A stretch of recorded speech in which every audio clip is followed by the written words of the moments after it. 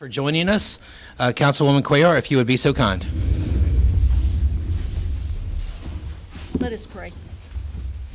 Almighty God and Father, we give you thanks and praise for this day, for the blessings you bestow upon our city, and for the blessings that you bestow upon each and every one of us. Father, we ask that you be with us this evening, and that you lead and guide us in decisions that we'll be making, important decisions for the good of our city, as well as for the good of our residents. And so we ask that everything that we say and do be in accord with your will, and that it all be for your glory and for the good of everyone. In Jesus' name we pray. Amen. Amen. I pledge Allegiance to the flag of the United States of America and to the republic for which it stands, one nation under God, indivisible, with liberty and justice for all.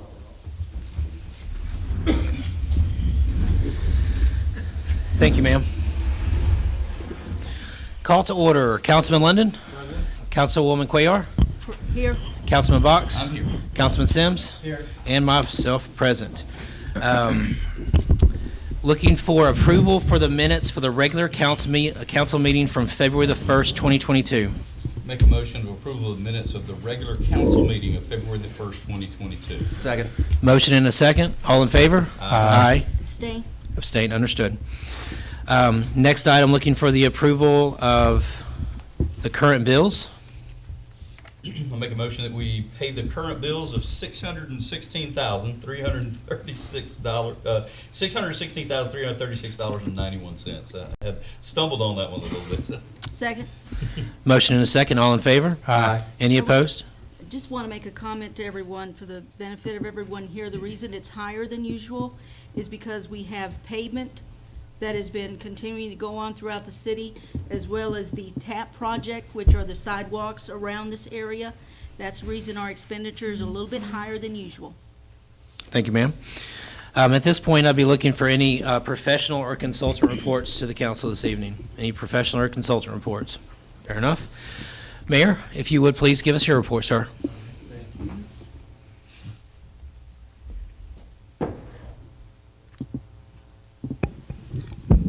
First of all, I'd like to say good evening to everyone. We're very appreciative that you are here tonight to hear us deliberate on the resolutions and ordinances that are before the city that hopefully will improve your quality of life. I have four things that I want to briefly talk about. On tomorrow night, we will have the opening night for the Citizen Engagement Institute. It will be held at the police substation. If you haven't enrolled, we have 24 individuals that are attending on tomorrow night, so we still have a few slots open if you would like to participate. It's a 6 weeks course, and the focus is on teaching individuals how to navigate through municipal government. So we would love to have you there. Even if you know everything about municipal government, you can help us be instructors or help to be able to teach the course by being able to share some of your information. Secondly, I wanted to discuss about your water bill or garbage bill. I want to let everybody know tonight that BBVA was bought out by PNC Bank, and that's why we've been having the issues with deposits as well as getting our receipts or deposits through their lockbox in a timely manner. We truly feel like the citizens should not be punished for that. So if you have a late charge on your garbage bill or your water bill, we are going to abate those late charges, and we will not charge you any other late charges going forward until we eradicate this problem. Thirdly, I would like to remind everybody on March 22nd, I want to make sure that you turn out for Building a Brighter Future in Irondale. We will have the election in this place. So this will be a single polling place. This is not your polling place where you go for other elections, but it's the same place that you go for your municipal election. So I would like to encourage everybody to come out. Of course, I want you to vote yes. And the Building a Brighter Future of Irondale is built around 3 Ps. That's public facilities, parks, and paving. And that's where the funding will go to be able to enhance the quality of life for citizens in Irondale through those initiatives. Lastly, I would like to thank everybody who attended the chamber on Thursday to hear me give the state of the city. I think I cried more through the speech than I did anything else, but everybody said that they enjoyed it, and it was just wanted to be able to, not that I intentionally left home and decided to cry through the speech, but it was moving to me when I was at home working on it. And although I could be tough sometime in government, I really do have a soft heart. So I kind of cried through the whole speech, but hopefully people enjoyed it. And we unveiled the 22 items that we're going to attempt to achieve in 22. There may be a handout on the table. Before you leave tonight, make sure you get the handout. A lot of times politicians go into office and they always talk about what they're going to do, but you have no way of gauging it because they never put it in writing. Well, we put it in writing. There are 22 initiatives that we're going to attempt to achieve in 22, and hopefully when we meet again in December, we would have achieved all of those initiatives, and we're also going to ask you to give us a grade based on how we perform during the year. We want you to be able to hold us accountable, but we also want you to be able to find your place where you can plug in and make things happen as well. Now, this really is the last thing, and this is to celebrate Arbor Day. I'm going to read this resolution, and I think I'll come down to the front.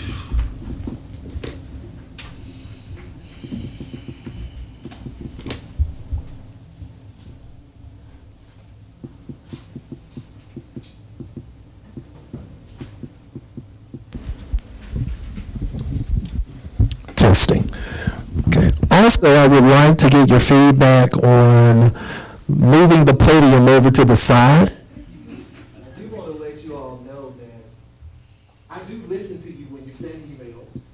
So I had a citizen that sent me an email based on the planning and zoning meeting that complained about not being able to see the ordinance and the council at the same time. He sent me an email, and he also called me 4 times.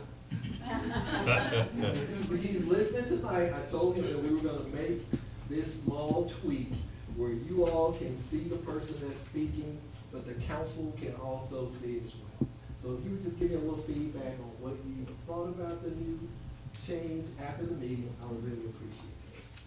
And the resolution reads, the proclamation reads, whereas in 1872, J. Sterling Morton proposed to the Nebraska Board of Agriculture that a special day be set aside for planting of trees in May.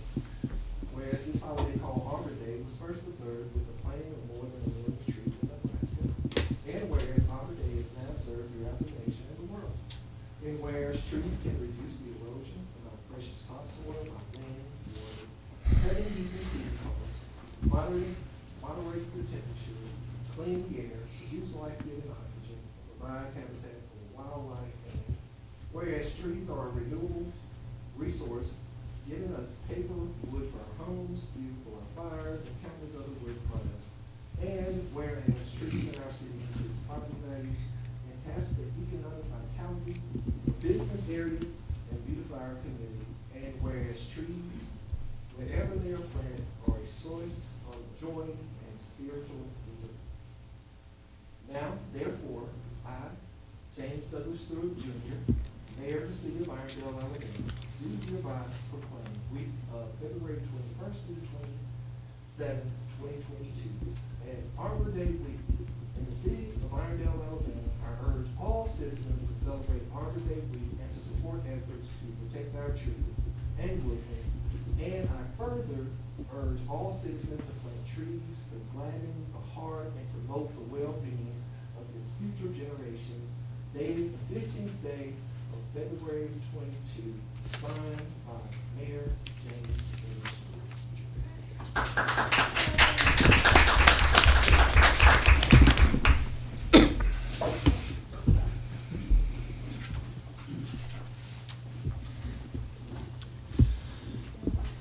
I'll just remember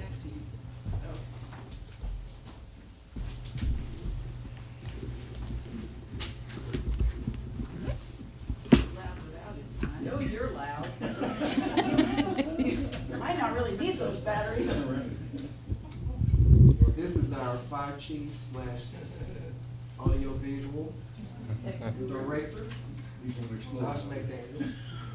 Yours. Hey, John, but not. Just teasing. It's working. Thank you very much, Mayor. It's an honor for me to be able to stand in front of you and talk about trees, because that's what I got a master's degree in, and I love trees. I love to plant them and grow them, and we've gotten quite a few of them planted around the city already, as in the parks, as well as near some of the schools.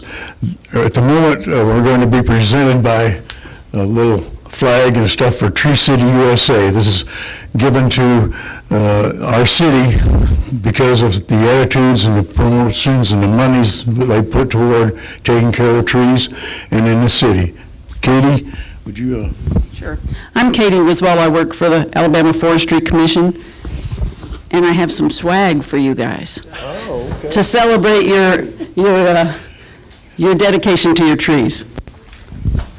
So you should have street signs. I've seen them around Irondale that are about the size of a speed limit that say that you're a tree city. This celebrates your 14th year. There's one on Crestwood Boulevard. All right. 13 years. Now it can say 14, so you get that. And you get a medallion with this. We're recognizing you for last year, 2021, so this medallion says 2021 on it. It goes on the plaque hanging in the hallway. And then, because it's the 14th year, every other year you get a 3x5 flag. And guess what the flag says?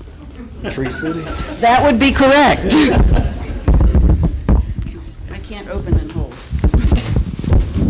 Just not that good. We've been trying to get something for the other flagpole of 5 Points, so now I think we have it.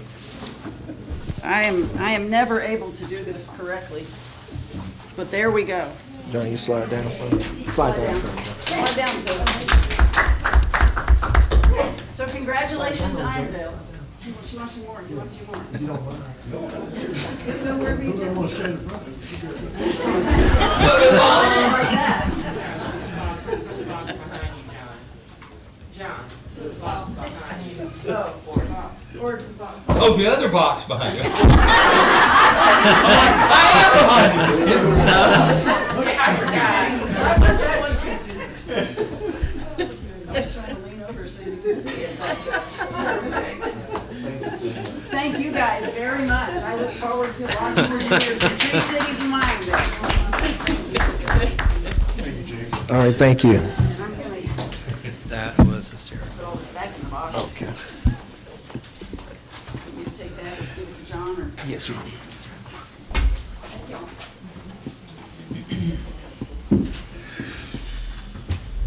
And that concludes my report, Council President. Thank you, sir. At this point in time, we'd be looking for any department head reports. I know we've got a few. You guys good? Fair enough. Council members, standing committee, and special committee reports. I'll start.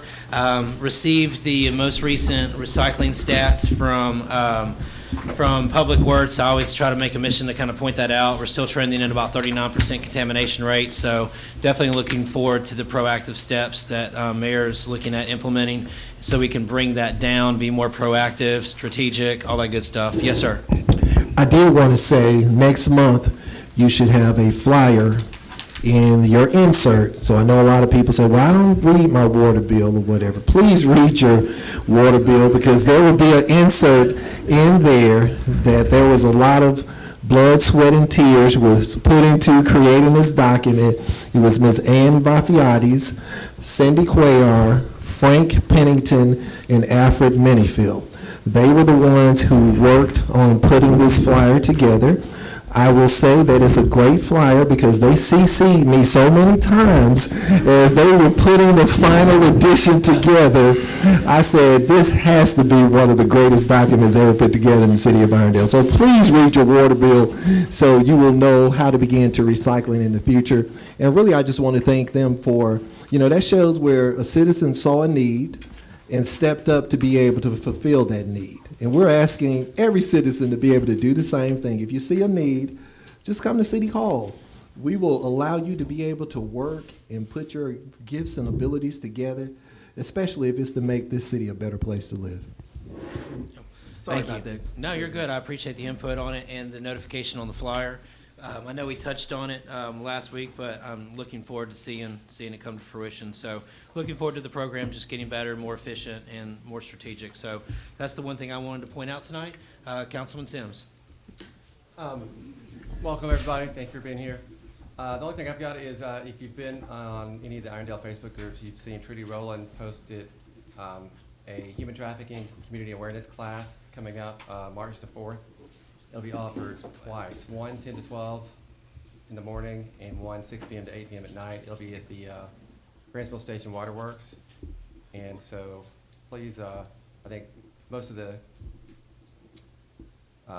employees at the city have taken a course, and this is giving the community an opportunity to come out, learn more about human trafficking and identifying it and helping erase it. And that is all I have. Cool. Councilman Box? Good evening, everybody. Thank y'all for coming. Just a quick question. Are y'all liking the Tuesday nights better? Yeah, good deal, good deal. Glad to hear it. Really don't have a report this evening. I want to thank Councilwoman Cuellar. She attended a economic development meeting along with the mayor and several other people from the city, and was kind enough to bring me a packet back. I was scheduled to go, but emergency issues came up at my full-time job up at the North Pole, so I had to kind of be distracted on that. As the mayor said, you know, we have many big things coming up in the 22 and 22 plan. Cannot overemphasize the need for everyone to show up and make your voice be heard from now and before the 22nd, and especially on the 22nd, so that some of the things we're looking for can actually take place. Most important thing you can do for the city, number one, be present. Number two, you know, give access to your pocketbook, because that shows what you care about. And that's my report. Thank you, sir. Councilwoman Cuellar? Thank you. Yes, ma'am. Good evening, everyone, and once again, thank you so much for being here.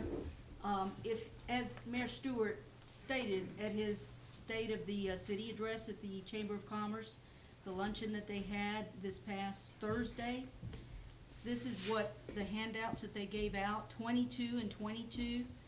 Please do make it a point of taking a look at it. This is exciting. This is based on the feedback that we received from 10% of our residents in Arndale, a little bit more than 10%, as to what they would like to see in our city. And so now our task as a council is to prioritize these things, and we've done some of that. The last council meeting where the concern had to do with green space. We've taken steps to work on this. We're taking steps to work on our current parks.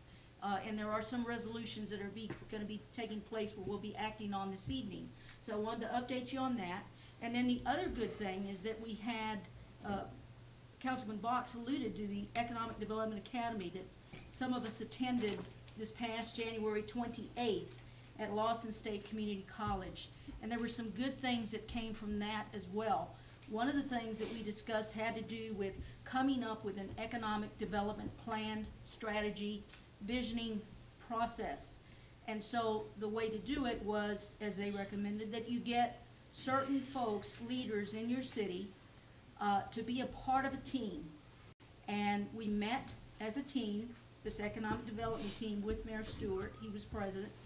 And there are 15 people that we think will do a great job in helping us to make this a reality, to have an economic development plan where we can set the goal and then we can act on it. So we discussed that, and then another good thing that came from that meeting had to do with our schools.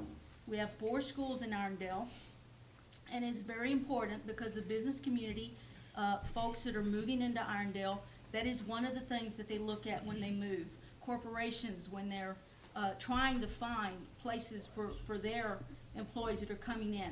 And they look at the report card grade of the schools. And it's one of the things that I have been really trying to work to help and support our schools in improving their report card grades. So Mayor Stewart asked me, send me that reminder where we need to get the city council, along with Mayor Stewart, to meet with the principals and their staffs as to what are ways that we can support them in their efforts to raise their report card grades. So that's very exciting. I'm looking forward to sitting down with the leaders in the school system so that we can strategize this and support them in these efforts, because it does benefit our community when we can raise those report card grades. So that's all I have to report. Thank you, ma'am. Councilman London? Yes, the last shall always be first. Way to go, Coach. I got so much You like flack that one? from, You like you know, that one? starting on there for so long. So, Yeah, you I know, understand, but last, that's what the Lord says, the last will always be first. There so. you go. But just a few things. First of all, glad to see y'all here tonight. I don't have much because mine's in the report, on the agenda, so we're going to be discussing that. But I want to echo the mayor, May 22nd, March 22nd, March 22nd, March 22nd. Can we put that in the water bill also? March 22nd, March 22nd. It'll be in there too, all right, March 22nd, please. We hear you. You say the things that you want, and those things that you want cost money. And money do not grow on trees in Irondale, maybe somewhere else, but I know in Irondale, it don't grow on trees. Maybe in Rock Ridge or somewhere, but not in Holiday Gardens, where I live. So, please, March 22nd, March 20th, tell your neighbors, tell your friends, tell your dogs, cat, whoever you need to tell, and let's get the word out and show up. If you love Irondale and you want this thing that you say you wanted, show up March 22nd. Thank you. Fair enough. Thank you, sir. At this point in time, we'd be looking for any reports of non-council committees, any boards or non-council committees.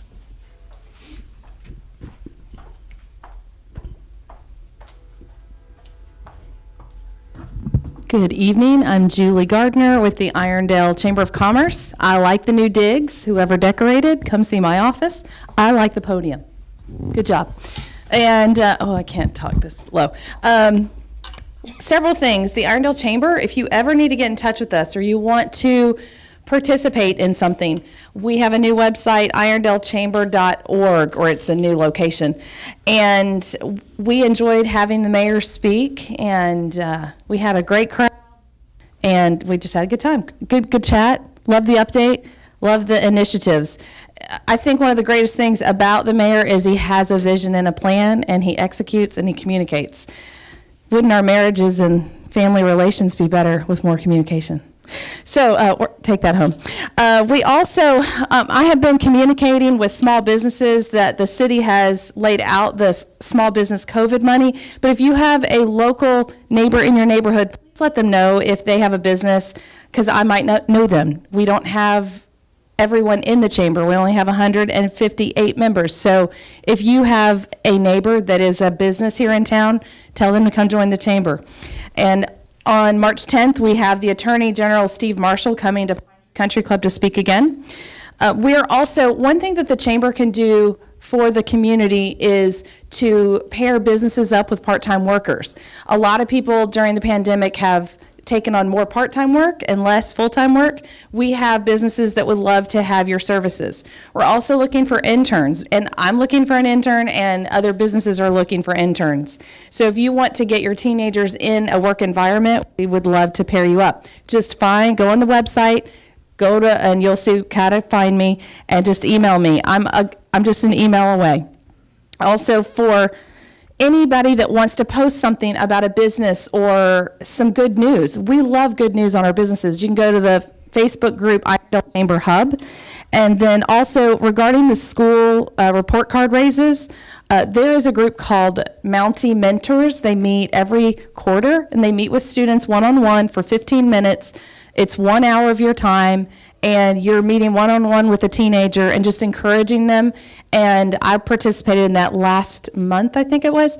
These kids went back to the classroom beaming and excited that a grown-up was taking a minute to listen to them. So if you'd like to make a difference, or you're wondering, why am I giving money or tax dollars, or what's going on with the schools, why should we care about the schools, just get involved, because that's who's going to be running your companies in the future and taking care of you possibly at a nursing home. So we want good quality, strong characters, and you can be a part of that today. Thank you, ma'am. They might even pull you over at the police officer, so. That too. Any other comments to the council from any boards or non-council committees? Yes, ma'am.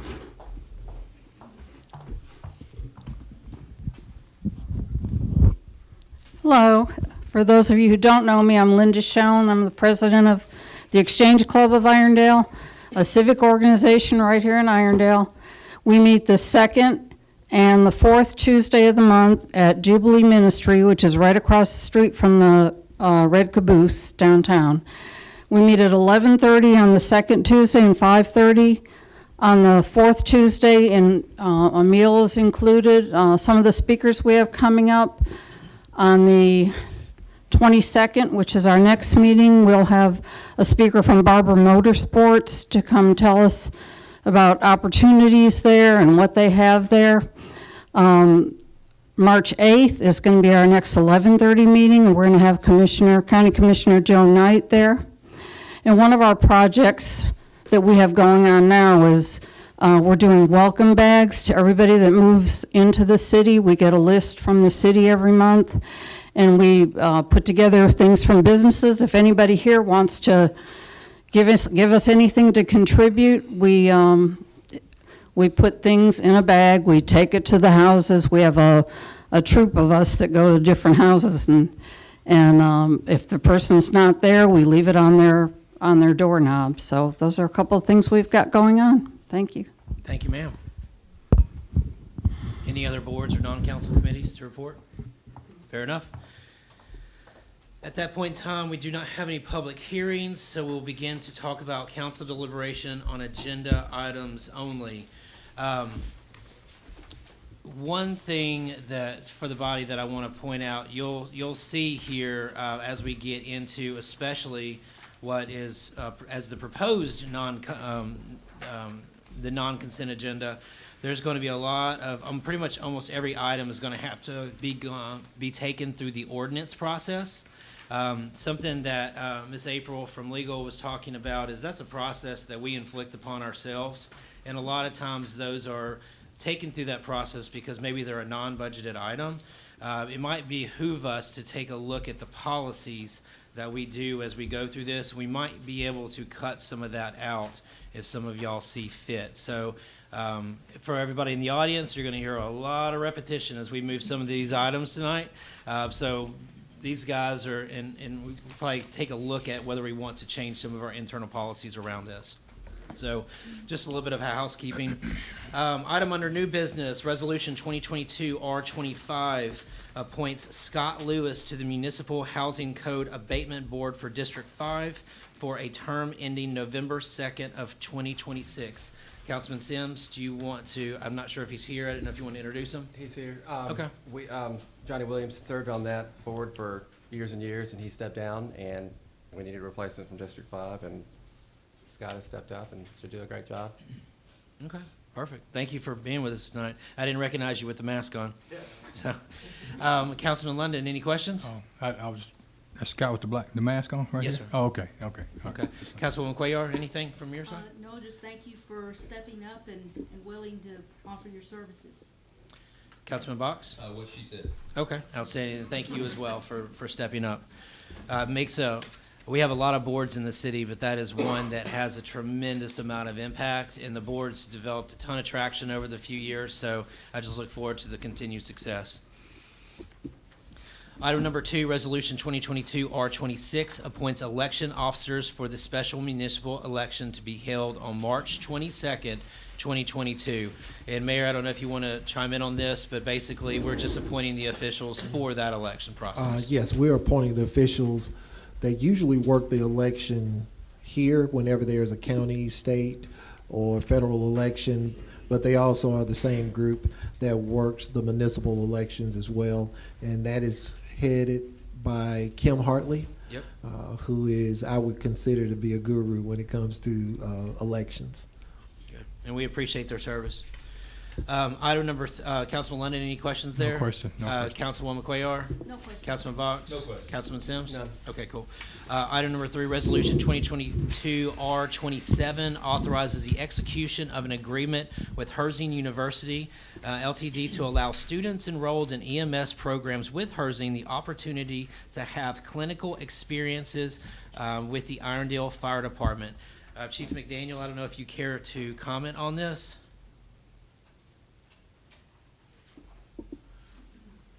Greetings. This just will allow the paramedic students to come and ride on our transport unit, be able to transport patients, get that, kind of on-the-job experience. We have all of our paramedic students in Herzing, the ones that we send as well anyway. So this just allows us to be able to bring students here, to be able to teach them. I think anytime that you're teaching, you're learning too, so it's going to be a great experience for our employees. And just, these people are going to be looking for jobs when they get out of school too, so hopefully they get a good experience with us, and it kind of shows what we have to offer here. So, Right on. I appreciate the forethought. Councilman London? Hey, any- what's the liability for them being with you? Or is there any? well, I guess I could refer that to you as far as the liabilities aspects of it. There's an insurance, policy that is actually given for that. Okay, And so, okay, all right. I think the way it was explained is we have insurance on our people and Herzing has insurance on their people. Okay. All right. Thank you. Okay. Councilwoman Cuellar? No questions. Councilman Box? No question, Councilman London covered it. Perfect. Councilman Sims? No questions. Perfect. Thank you, Chief. All right. Before I get too ahead of myself, thus far, are we okay with item number 1 remaining on the consent agenda? Okay. Are we okay with item number 2 remaining on consent? And then, as discussed, item number 3. Item number 4 is going to have to be moved to the regular agenda and also run through the ordinance process, so we'll skip that one for just a moment.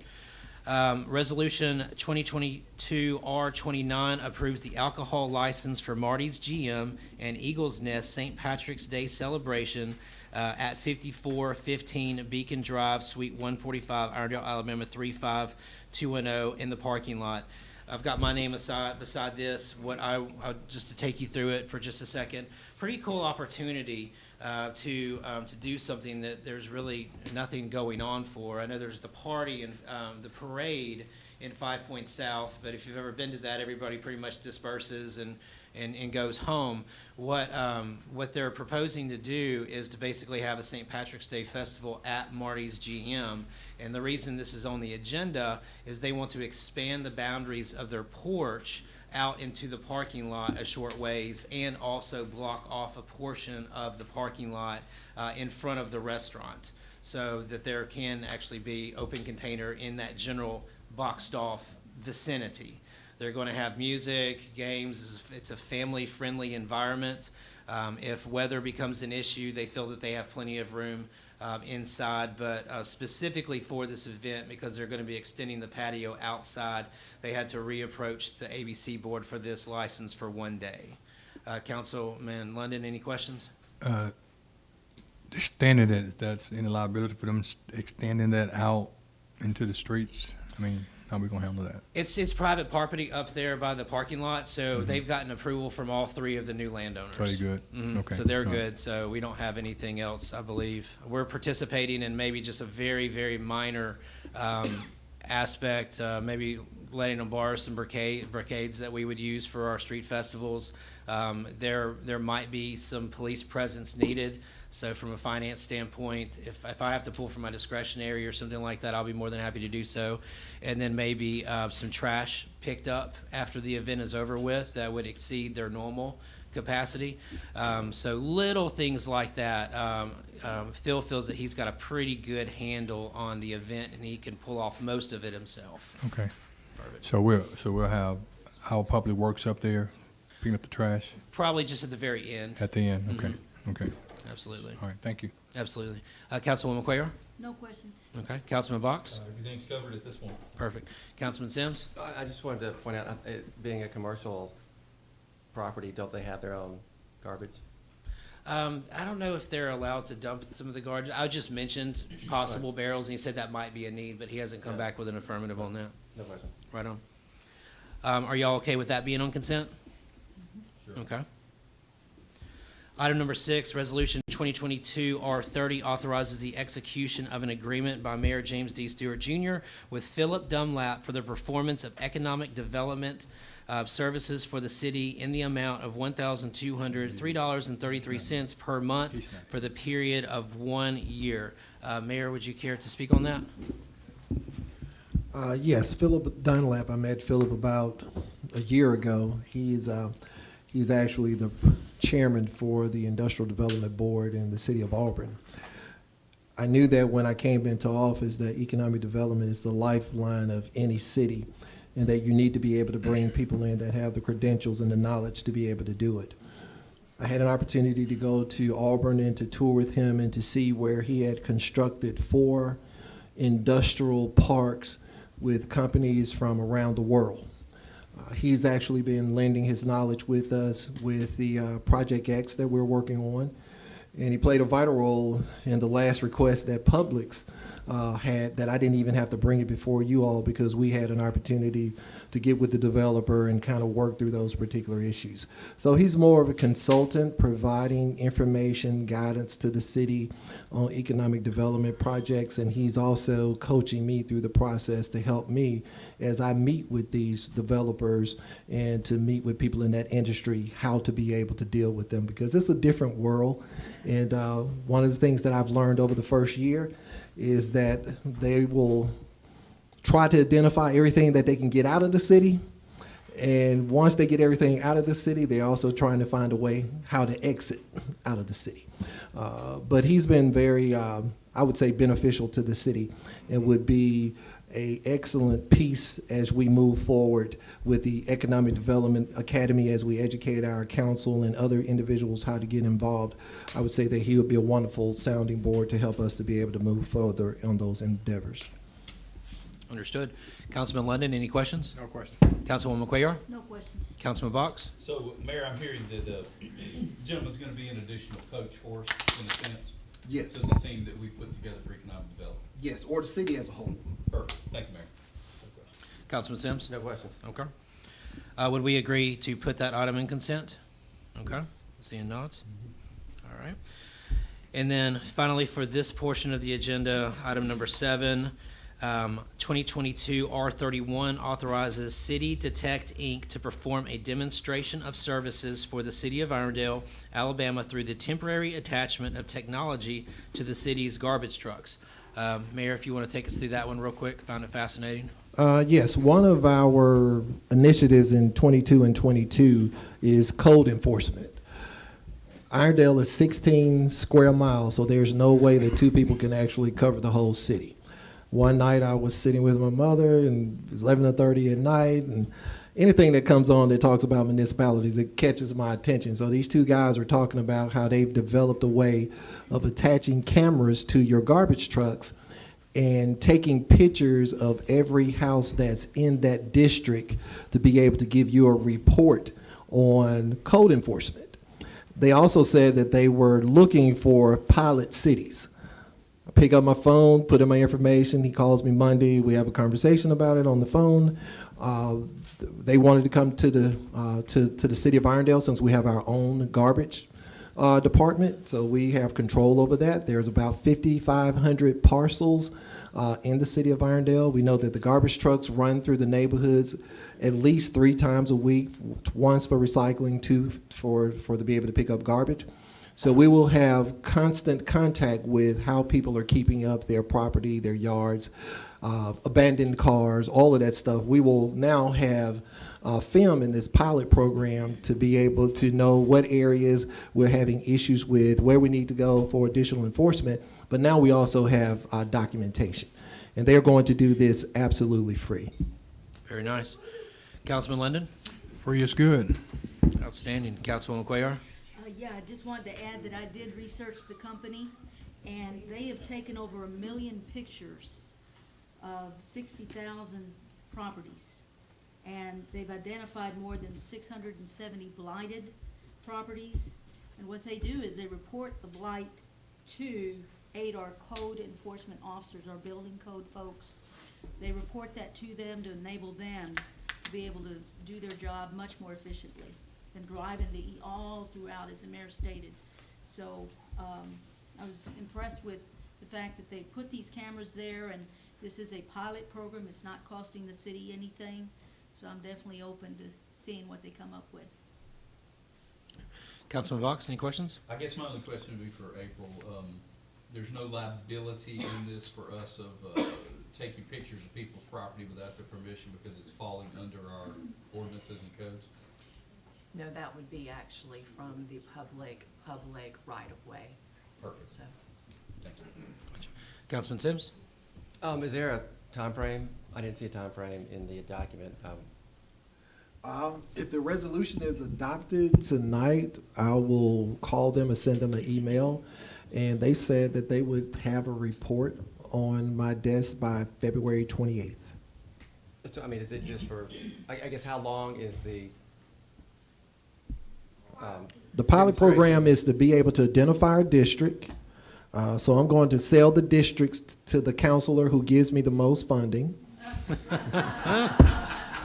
can just If you start at want the your beginning. district to be considered, you write me a check and we'll work it out from there. We'll prioritize it from there. But no, I'll let Frank and them decide what district they want to pick as the pilot district, and they will do that. I don't know how many days they're going to do it, but they'll identify a district, they'll run that district, and then they'll take all of that data, and then they'll give us the report as well as the pictures of the condition of the homes that are in that particular district. Then from there, we can decide if that information that we receive is worthwhile and if we want to continue further into the program. Thank you.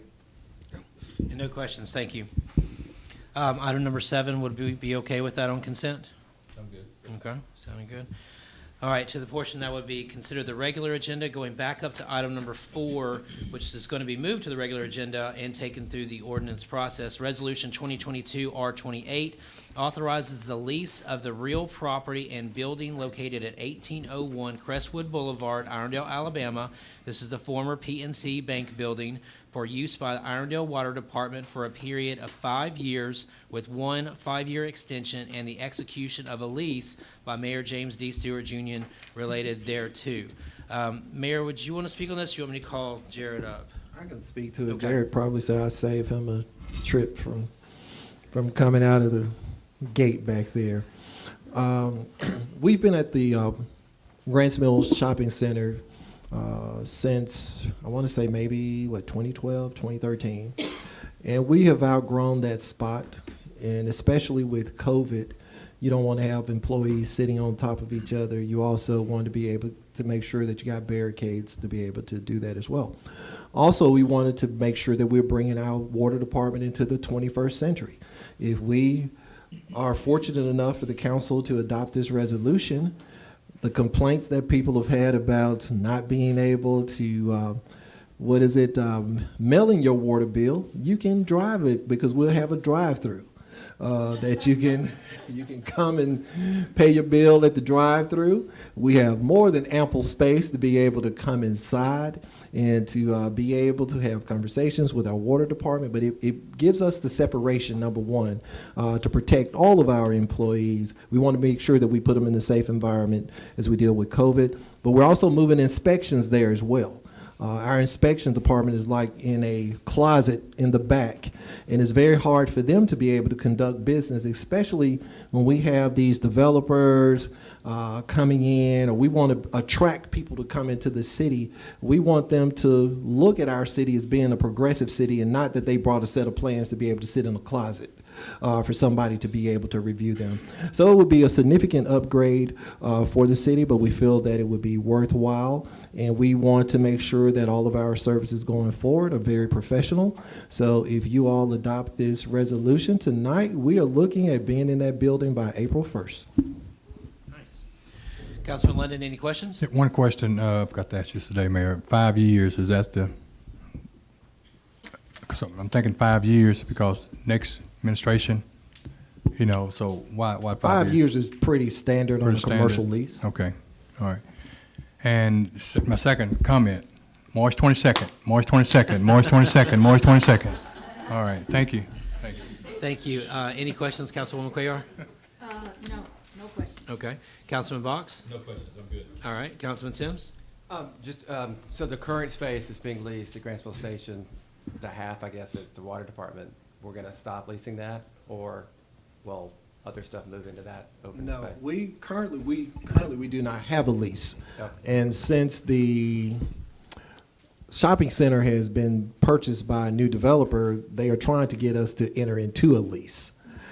We do not want to enter into that lease. We have no plans for the rest of that facility there, and we will probably move, but we will still keep a police presence there, but we probably won't rent any space there unless there's some kind of deal that's worked out for continuing to have a police presence in that place. But we have no continued use for it once we have the opportunity to be able to move to a new facility.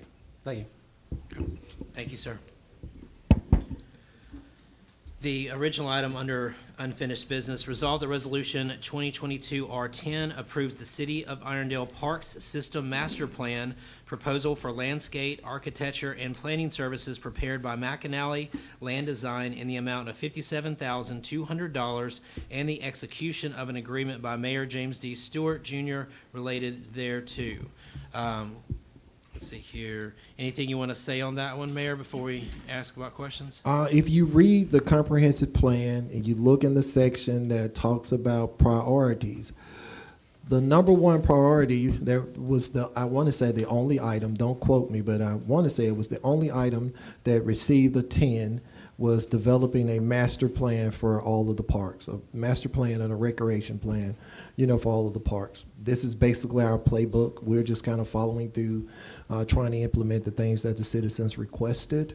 I think that it will help us the same way the pavement management plan has really helped the city. It's taken out our own bias, and it allows a professional to come in and look at it and to give us their honest opinion about how well the citizens will be participating again. So the citizens will basically tell us how they want the parks to look, if they want any additional parks. And you know that we entered into 2 agreements at the last council meeting that has to deal with green space. And the reason that we're focusing on green space, because the plan says that you as a citizen has requested that we provide you with more green space. So we're just executing the items that was a part of the implementation stage for Blueprint Irondale. Ms. McAnally is here tonight. If anybody wants to ask her any questions or anything, she was masked back there in the back, but she's here. Okay. Thank you, Councilman London. Would you like to bring her up? We're going, Yes, come Leanne, on down, come on down. I'm just giving applause. Gotcha.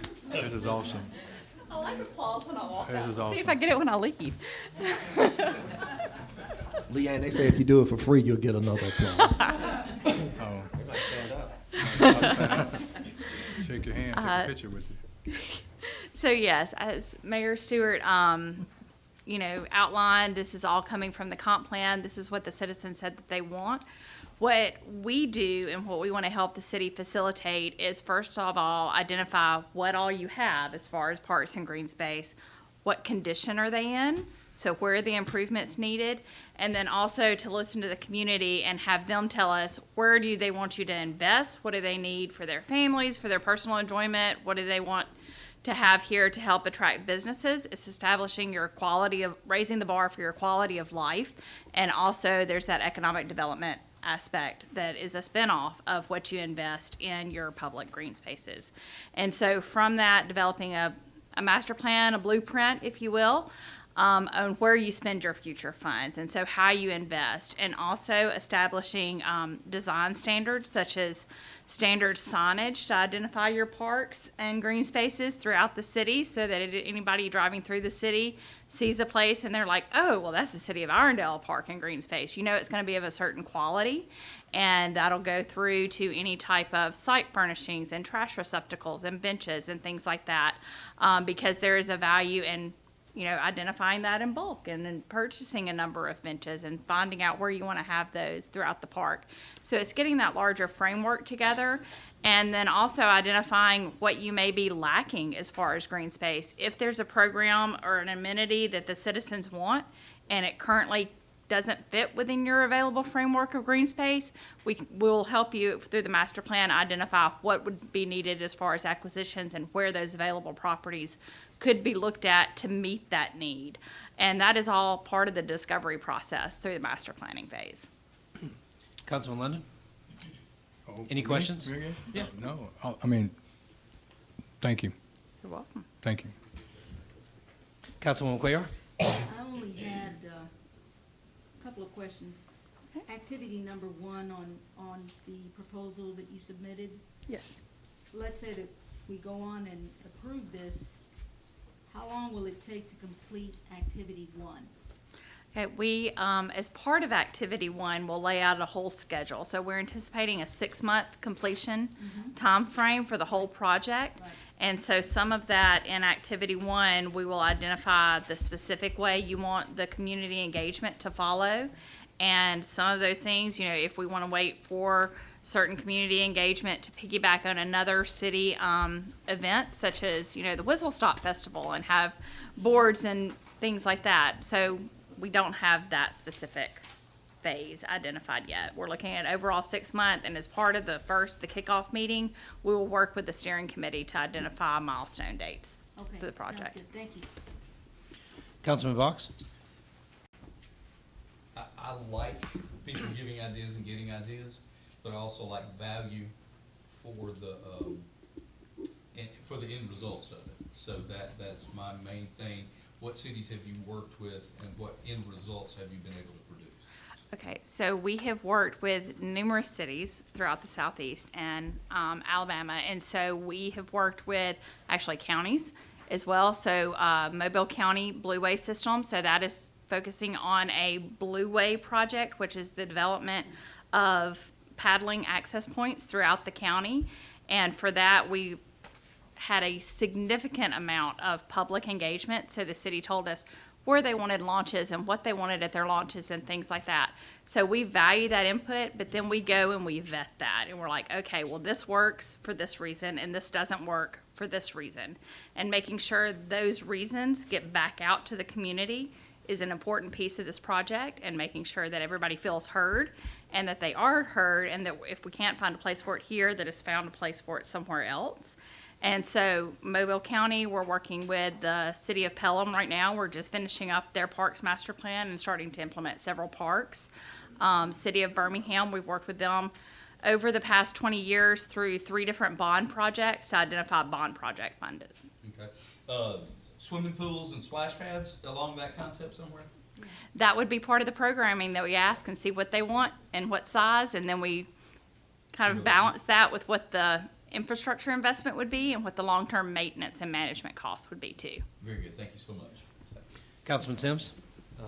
No further questions. Thank you. Got it all. I just thank you for being here and looking forward to the work. Thank you. Thank you so much.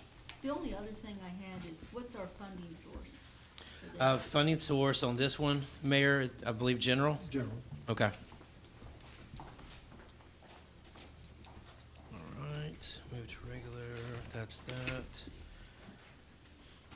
Municipal. Sorry, I got a little off track. All right.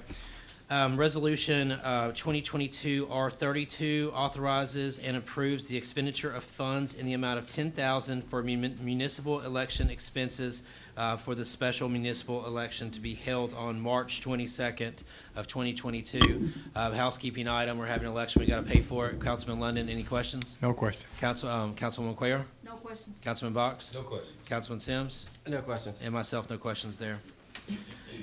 And just to reiterate, every single one of these, even though they're a resolution, will be going through the ordinance process, okay? Item number 10, resolve that resolution 2022 R33 approves the proposal of Kelly Landscape Architects LLC to amend the previous scope of services for Roughner Park Phase 1 amendment in the amount of $25,000 and the execution of an agreement by Mayor James D. Stewart Jr. related thereto. Mayor, any comments on this one? The only thing that I would like to say about this one, because people may say, well, okay, you're doing a master plan for the parks, wouldn't that include Roughner Park? And the answer to that, yes, Roughner Park would be a part of that, but when you do the master plan, you're looking at something from 30,000 feet.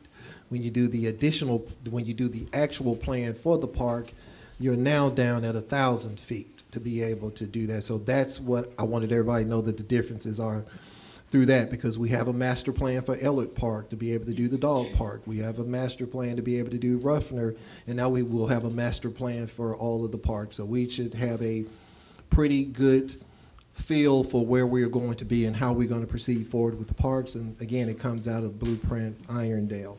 This is a downsized version of, it's the same person who that did the initial. However, the bids came in at 1.3. We only had $700,000 set aside. I will talk to the council at the finance committee. Do you want to set aside the same $700,000, or do you want to set aside more to be able to do that? But what we're going to focus on this time is to make sure we have one of the best athletic facilities in this particular area. So that's what he's going to be focusing on. We may still have the walking trail, but Roughner was an athletic field. I mean, it's a ballpark. And we're going to keep it as a ballpark, but we want to be able to upgrade those amenities. So he will be doing the master plan to be able to get everything together for that park to be able to put it out for bid. Gotcha. Councilman London? And my only comment is that when you redo Roughner, you will see an immediately economic impact in Irondale, right off the top. As soon as you put the shovel in the ground over at Roughner, you will see an immediately impact in the city of Irondale. I promise you, because I've spent a lot of dollars in other cities with nice parks, with nice facilities. So, great. Again, March 22nd. March 22nd. Get what you want. March 22nd. Thank you. Councilwoman McQuayer? Yeah, the only questions I had on this one, because I'm looking at his information to us, which is a redesign in phase 1 final plans. And so my question on this is, I am looking at phase 1, and the only difference with phase 1 is that we no longer have the dog park, but phase 1 has the new playground, sidewalks along Roughner Road, the amphitheaters, possibly in 2 phases, A and B. And so that's why I'm wanting to ask the question. We're talking about phase 1, are we not? Yes, we were talking about phase 1. As Okay. Mayor mentioned, a scaled-down version of phase 1. Scaled down version of phase 1 with these 3 items that I just mentioned. Okay, so that everyone's aware of what we're talking about. Thank Fair you. enough. Councilman Box? So on the scaled down version of phase 1, we're not looking at a football field, That would be accurate. okay? I don't believe we were ever looking at a football field due to the size requirements. Right. So if we're pushing forward with other issues, where we're gonna have football and soccer fields at? Because we're using other Can parts I of the answer dog that? park. Anyway, that's something for a different discussion. I Anyway, can answer no that. further questions, just bring Copy. it up. Councilman Sims? I guess that's where the master plan will come into play. Hopefully. And I have no questions about this specific. Okay. Perfect. Let's see here. Mayor, was item 11 yours, or was it sponsored by another member? It was me. Okay, gotcha. Resolution 2022 R34 authorizes the execution of an agreement by Mayor James D. Stewart Jr. with Trent Richardson for the performance of services for the city to advance youth sports in Irondale, Alabama, for the amount of $2,500 per month and for a period of 1 year. Mayor, anything to say here? Yes, I mean, I guess I could say, I mean, I've said it several times, so I won't be repetitive about it. But I heard the cry from the community that we don't have any youth activities. Fields are set over there for a couple of years. Nothing's been going on. The basketball league is down, football. We don't have soccer anymore. So basically, we don't have anything, for youth to be able to do. Then I had an opportunity to be able to sit down and, well, met Trent at one of his stomping grounds. Well, not his stomping ground, but we were at the Alabama-Davidson game, and he and I began to strike up a conversation, and Trent has a heart for youth sports, and he was doing some things in another municipality. He has the ability to be able to bring in a lot of teams to be able to participate, getting our sports off the ground. But he also have connections with people that he played with at Alabama as well as in the professional ranks. I do want everybody to know that this has nothing to do with just bringing football to Irondale, but this is to bring every sport to Irondale, from football to basketball to baseball to soccer. And he also has an educational component with it as well, to be able to help to educate the athletes as they matriculate through their high school endeavors and try to be able to move on to the next level. He doesn't have to guess how to move to the next level because he's played at the next level. And he wants to be able to give back. And he probably think I haven't paid attention to what he's been saying, but one of the things that has stuck with me that he said in all of our conversations is, Mayor, I want to be able to move the 1% to the 3%. And that was pretty much the thing for him. So I feel that he would be an excellent piece to help us initially to be able to get everything off the ground. So I don't want everybody to think that he's going to have a magic wand and come here and all of a sudden our field's going to be proliferated with all the sports and everything like that. He's just one piece to the puzzle that would help with marketing, will help with funding, and help with hopefully getting the youth in Irondale motivated enough to want to stay in Irondale and be involved in sports because of the individuals that he can bring as coaches and participate with us here to be able to provide us with something that a lot of other municipalities wouldn't have. Trent is here tonight. If you all want to be able to meet Trent. Please, absolutely. Trent, he said he'll sign a few autographs, take a few pictures after it's over. If there's any Alabama fans in the audience, but this is, I present to you all tonight, Trent Richardson. Yes, thank y'all. I'm Trent Richardson, played at University of Alabama. I don't like to brag, but I got 2 national championships. We like to brag. But one thing the mayor said tonight, and I realized he do listen a little bit, so he said, I want to take that 1% to the 3%, and that's the true fact.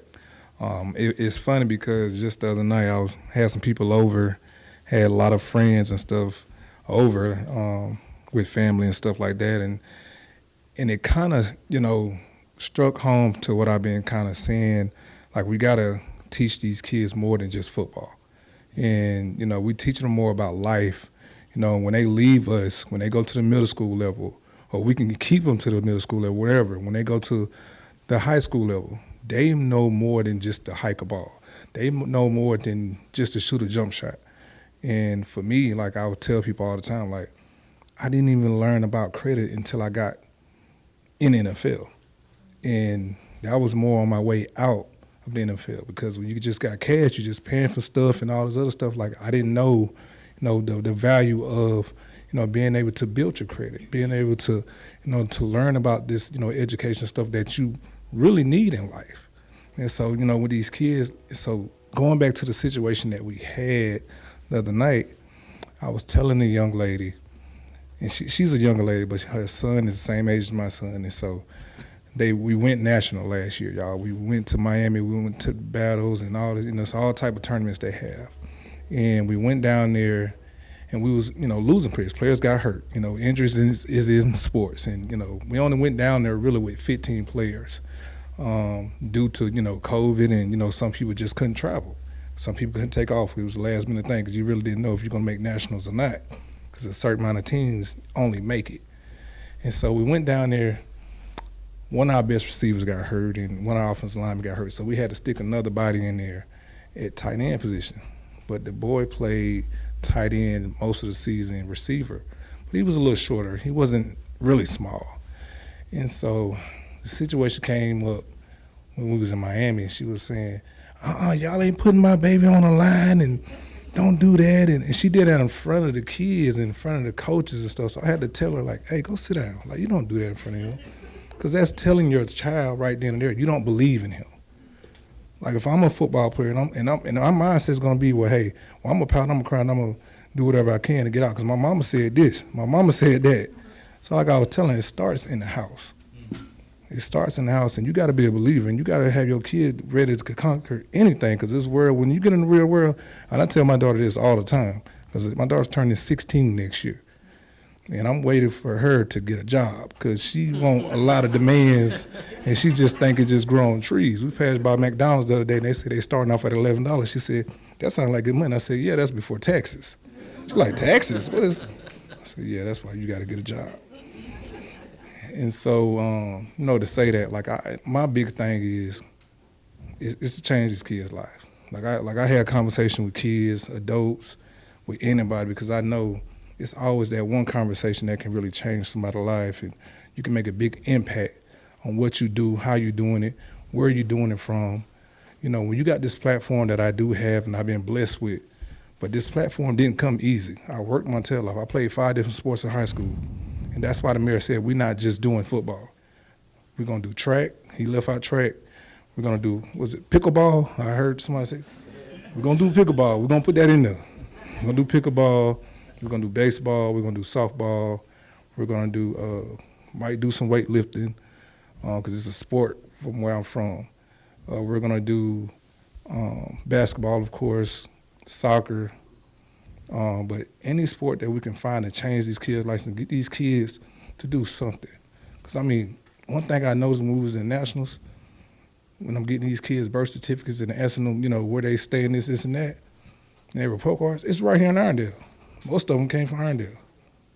And it's just like, y'all don't have to go to Tarrant.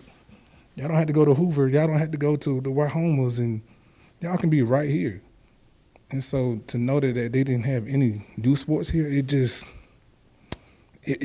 kind of, it did something to me. Because, not only, with youth sports, a lot of these communities are making a lot of cash off these kids, and I don't like it. But, we can bring these tournaments in. We can, have our mom and pop stores, booming when it comes to business. Because no matter what, when you bring people in, you bring people from different cultures and different states and different cities in around, and they see how good we're doing stuff and see that we're bringing back these old school parks. So we're bringing more to the community. Prices go up, and we want people to come to the community. We want people to have fun and see what we're doing out here in Irondale. I got some. Anybody got some? Councilman London, any questions? Well, let me just say this. How many of in here, when Mayor said Trent Richardson, didn't know who he was? Anybody that didn't know who he was? Nobody? You didn't know who he was? You need to come out the forest anymore and come on. You didn't. His name was familiar, but I didn't know. So two people didn't know who Trent Richardson was. See, that's what excites me. Is that name recognition means something to young folks. He's going to be very impressionable on young men and women because of the name recognition. People, I'm one of those guys that parents want kids to play for me because of how I treat them and how I make them act. People won't gonna want their kids to play for Trent Richardson when the name gets out. One thing we missed, Mayor, we should have had the news here tonight. So everybody in this Jefferson County know who's going to be running our youth program. This guy's got a great name, not just Alabama. This guy from Pensacola, Florida? Yes, sir. Pensacola, Florida. From Florida all the way across the Southeastern Conference in the NFL. This guy's got a name, and people wants to play for people that they trust and that's been through as a teenager, who's been through as a lit leaguer, been through from the college, 2 national championships, NFL. People wants to play for people like that. So if you got any grandkids, children, tell them about this guy right here. So I'm excited. I'm excited about it. And Trent, I listened to you too. We was talking the other day, Tuesday. The kids that you're coaching, are from Irondale. Yeah. They're playing, but they're playing in other places. We need to bring our kids back to Irondale. So I'm hoping and praying that council will support this resolution, because I heard them too, Mayor. They want youth sports. Here's the opportunity right here to bring it back to Irondale. Thank you. Thank you. Councilwoman Cuellar, any questions? Yeah, the only things that, only question I had, because we're talking about marketing and we're talking about getting the word out. And at the end of the year, what can we expect at the end of the year of this contract? End of the year, I suspect to have at least 5 different sports going. And when it comes to marketing, I got a great relationship with the Jay Barker radio show, and real good relationships with the media. And I expect to take our kids national. We already really got 2 national teams committed to be here in Irondale already. Even with the coaches stay right here in Irondale, which was crazy to me. But we already got 2 football teams already committed. And really, I ain't want to just jump ahead of it, and step on those toes, but we can really have a full part of a national program this year. But we have I have a program set up for the cheer competitions and the cheerleading stuff. I've been working on that night and day. Actually, almost really got the deal done, but I didn't want to, step on those toes until we got everything in white and black. Educational-wise, we got a program called Cleared. Lady named Valencia Bell. I don't know what she's telling these kids, but it was 11 kids scored perfect score in the ACT. And she started some of these kids off in the 3rd grade. She had a 14-year-old take it last year, scored a 28, only took it one time. So she helped a lot of people get in Alabama, a lot of people get in Auburn, a lot of people get to their nursing programs or their doctors in UAB, whatever they had to go. She got it done. So I don't know what she's telling them. I wish I would have had it when I was in school. But I know I took it 2 or 3 times.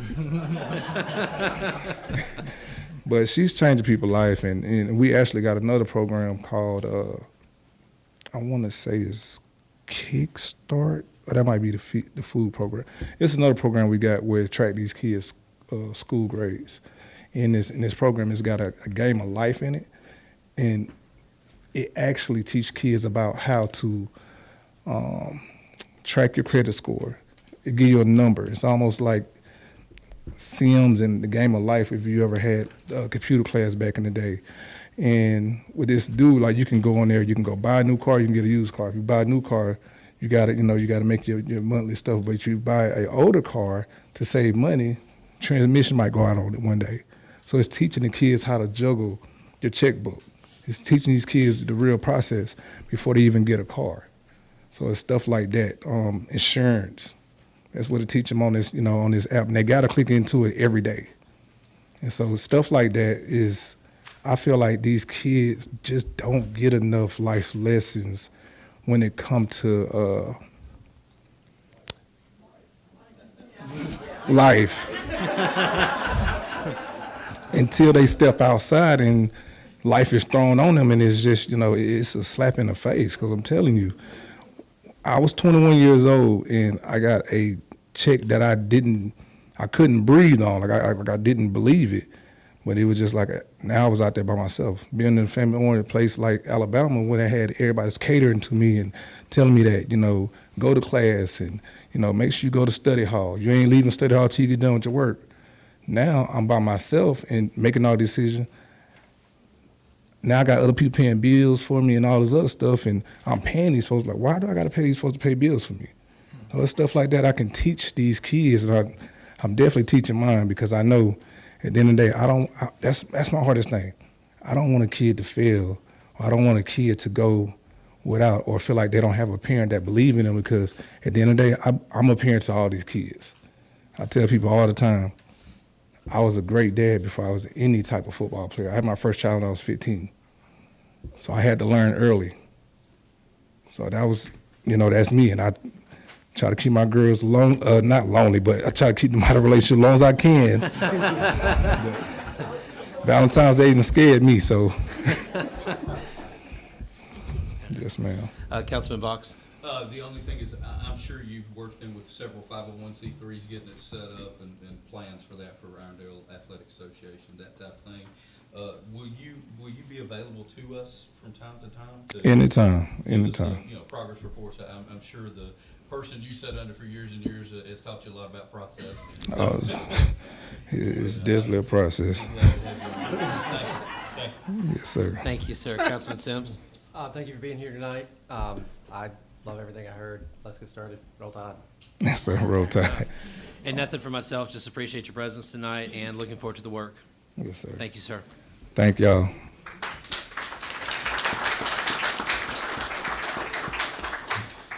Next item, Resolution 2022 R35 approves the Statement of Work and Engagement of Services prepared by PAC3 Technologies Incorporated, DBA iSeek Solutions, for the rendering of consulting services to the city in the amount of $1,700 and the execution of an agreement by Mayor James D. Stewart Jr. related thereto. Mayor, I know I had some initial questions. If you'd be so kind to kind of take us through this one. Okay. Again, everything is tied to Blueprint Irondale. One of the things, and I was here in 2016 when the Irondale on the Move was adopted, and I felt like one of the reasons why we didn't successfully implement the program because we didn't have someone to develop a strategic plan to help us to be able to accomplish that. Although we have the 22 initiatives and we know exactly what we're going to focus on this year, I still feel that we need that person here initially just to be able to help us to be able to chart our course. Because one of the things we did want to do at the end of the day, we wanted to have a report card to be able to report to the citizens what have taken place. We have some magnificent people that work inside of the city of Irondale. However, we are short 2 individuals. We never hired anybody in the revenue department. When Ms. Allison moved to be my administrative assistant, and now Ms. Allison has moved from being my administrative assistant, and I still don't have an assistant because she's the city clerk. So I feel that this money is well spent because we have 2 positions that if we fill those positions, would cost the city over $100,000 with salaries and benefits. But I'm just asking to have an individual to help us initially to get the plan off the ground and to be able to have the correct parameters in place for $1,700 to be able to do it. So it's really to take these 22 initiatives and then strategically plot how we're going to be able to achieve them with timelines, with also, like I said, developing the plan part. Of course, the council's going to be involved. Of course, I'm going to be the biggest cheerleader for the plan, but I also feel that I don't have the capacity or the bandwidth to be able to make the plan successful unless initially we have this person to be able to help us to be able to get it off the ground. And that's pretty much about it. Okay, perfect. Councilman London, any questions there? No questions. Councilwoman Cuellar? Yes, I do. I spoke with Mayor Stewart about this earlier, and I'm actually putting our council members on the onus here, because when I look at what's being proposed here, it's something that we as a council are capable of doing, and I'm one that doesn't like to expend money when she doesn't need to. We have the 22 points from Irondale, 22 and 22. We can prioritize our plan objectives. We've already done so with green space decisions we've made. We can determine the tactics that are required to achieve each objective. We can identify who the key players are in our city. We can identify whether we have enough funds to do it, what it's going to require to do it.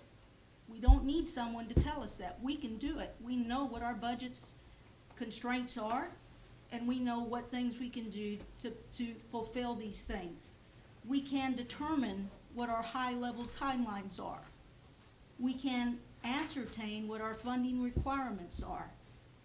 And as far as the project management initiatives, it's what I just mentioned here: budget management, schedule management, initiative implementation, reporting. We can't do all 22 in 1 year, but we can focus on 2 or 3 and determine what it's gonna take to fulfill these 2 or 3 by the end of the year. So for me, and I look at this, we have the ability here. I don't wanna spend money when I don't need to. Those are my comments. Fair enough. Council President, can I just say one thing? And I'm not speaking against anything that Councilwoman Cuellar said, but 22 and 22 has accomplished 22 things in 22, not 3, not 1, not 2. Everything that's on that paper, we have decided as a staff that we're going to shoot to accomplish all of those things, not 3 things, not 1, not 2, but all 22. That's why it's called 22 and 22, because we are going after 22 things in 22. Fair enough. May I respond to that, please? There was Because you've made your Blueprint comments and there's Irondale- been a rebuttal. All right. So we're good. Right. Thank And you. Blueprint Irondale says that the city council Councilwoman does Cuellar? not need to. do Councilwoman all Cuellar, you've made your 22. case. We have to look at You've made your what case. money, what funds we have available. Councilman Cuellar, you're out of order. You're out of order, ma'am. Thank you. Councilman Box? Well, that's a good one. I don't like it when our team members get into a little strife with each other. So what I'll say is, I think Councilwoman Cuellar brought out some good points. There's a lot of things that we in the city council could do, but I heard the mayor say something that I haven't heard earlier, in the fact that he's asking for assistance in it. And so with making the point that we have not hired a revenue person, we haven't hired a personal assistance, as Councilwoman Cuellar said, I don't really want to spend $1,700 on a consultant because I don't believe in consultants. Consultants can put a lot of stuff on paper, they can put a lot of stuff, ideas out there, and that's all well and good, but accomplishments is what I'm looking for. But with that said, if the mayor needs help, then I could go with it that direction. So that's my comments. Copy. Councilman Sims? I agree with everything Councilor Box said. Very time-consuming stuff. If this is the expert in that sort of stuff and they're going to knock it out, then sounds like a good plan. Okay. I am not a project manager, so I appreciate the assistance. All right, so that is that item right there. Item number 13, ordinance 2022-02 modifies Chapter 5 Business Regulations, adding Article 9 entitled Short-Term Rentals to the Irondale Municipal Code and repeals all ordinances and parts of the ordinances of the City of Irondale in conflict therewith. Legal, if I may lean on you a little bit, you gave a very nice, concise description of what this multi-page document says. So just for clarity of the crowd, can you re-articulate that where I would most likely fail to do so?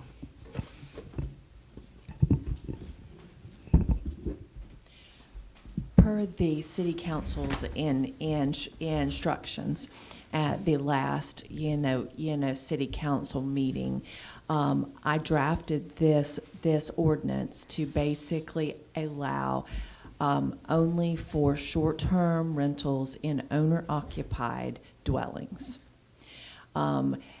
If you are a corporately owned, property, then it would not be considered an owner-occupied dwelling. So therefore, a short-term rental, which is defined in the ordinance as a rental less than 30 days, would not be allowed in what they call a short-term commercial rental property. So owner-occupied, short-term, less than 30 allowed, non-owner occupied, shorter than 30 not allowed, essentially. Correct. Okay. And there is also an annual permit component of it, which would set that at $200, as well as a business license every year. There is also a maximum guest of actually 2 persons per bedroom, or such other occupancy as would be defined by the fire marshal. There's also a parking requirement of 1 parking space per bedroom rented. There is also suspension and revocation of the actual rental permit, whereas if you get 3 violations in a 12-month period, then you would be suspended for 6 months plus, depending upon the offense. If it was the second time that you were suspended within a 2-year consecutive period, then it would be a 12-month suspension. If it was the third time that you have been suspended within a 3-year consecutive period, then that would be revocation. Thank you very much. Councilman London, any questions on this? No, that's clarification. No, sir. Okay. Thank you. Councilwoman Cuellar? No, I want to thank our city attorney for this ordinance. I want to note that we did listen to our residents who came to the hearing, and we took all these things into account. And so I do want to thank her for the hard work that she's been doing. I like the owner-occupied stipulation here, and then we're not going after commercial. What we're saying is commercial rentals within the city for periods of less than 30 days. So it covers both bases. The priority here is the safety of our residents. We're doing the best that we can in following through on this, and I want to commend her for this ordinance. It's well done. Okay. And- Councilman, yes, ma'am. I would also add that this does not affect commercial rentals 30 days or more. Those are still permitted. Councilman Box? I would echo Councilwoman Cuellar's opinions on this. I think there's some things we can tweak as we move forward, but once again, we need to get some results and get something finalized. Absolutely. Councilman Sims? I just want to amend, it's on the 3rd page, Section 5, 249A3 IVC. The dwelling unit contains a sprinkler system for fire suppression throughout and above the cooktop or stove area. I don't know of a residence in Irondale that will have a sprinkler system, and I'm pretty sure the cost of putting a sprinkler system in would be enormous. I'd like to strike that one sentence.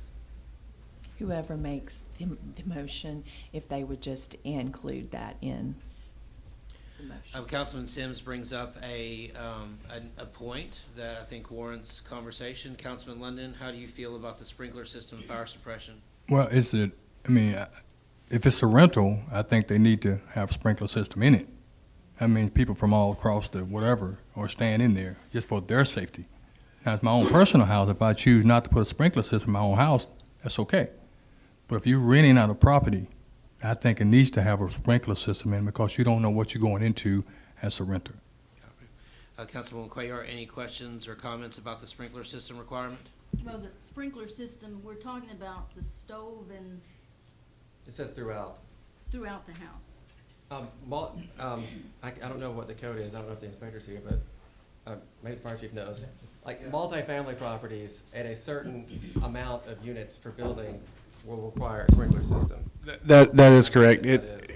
In getting into single-family dwellings, we as state law cannot require a sprinkler system. There was a big thing in the code where the fire code did have that in there, and the state specifically made amendment to that, and we can't in a single-family residential.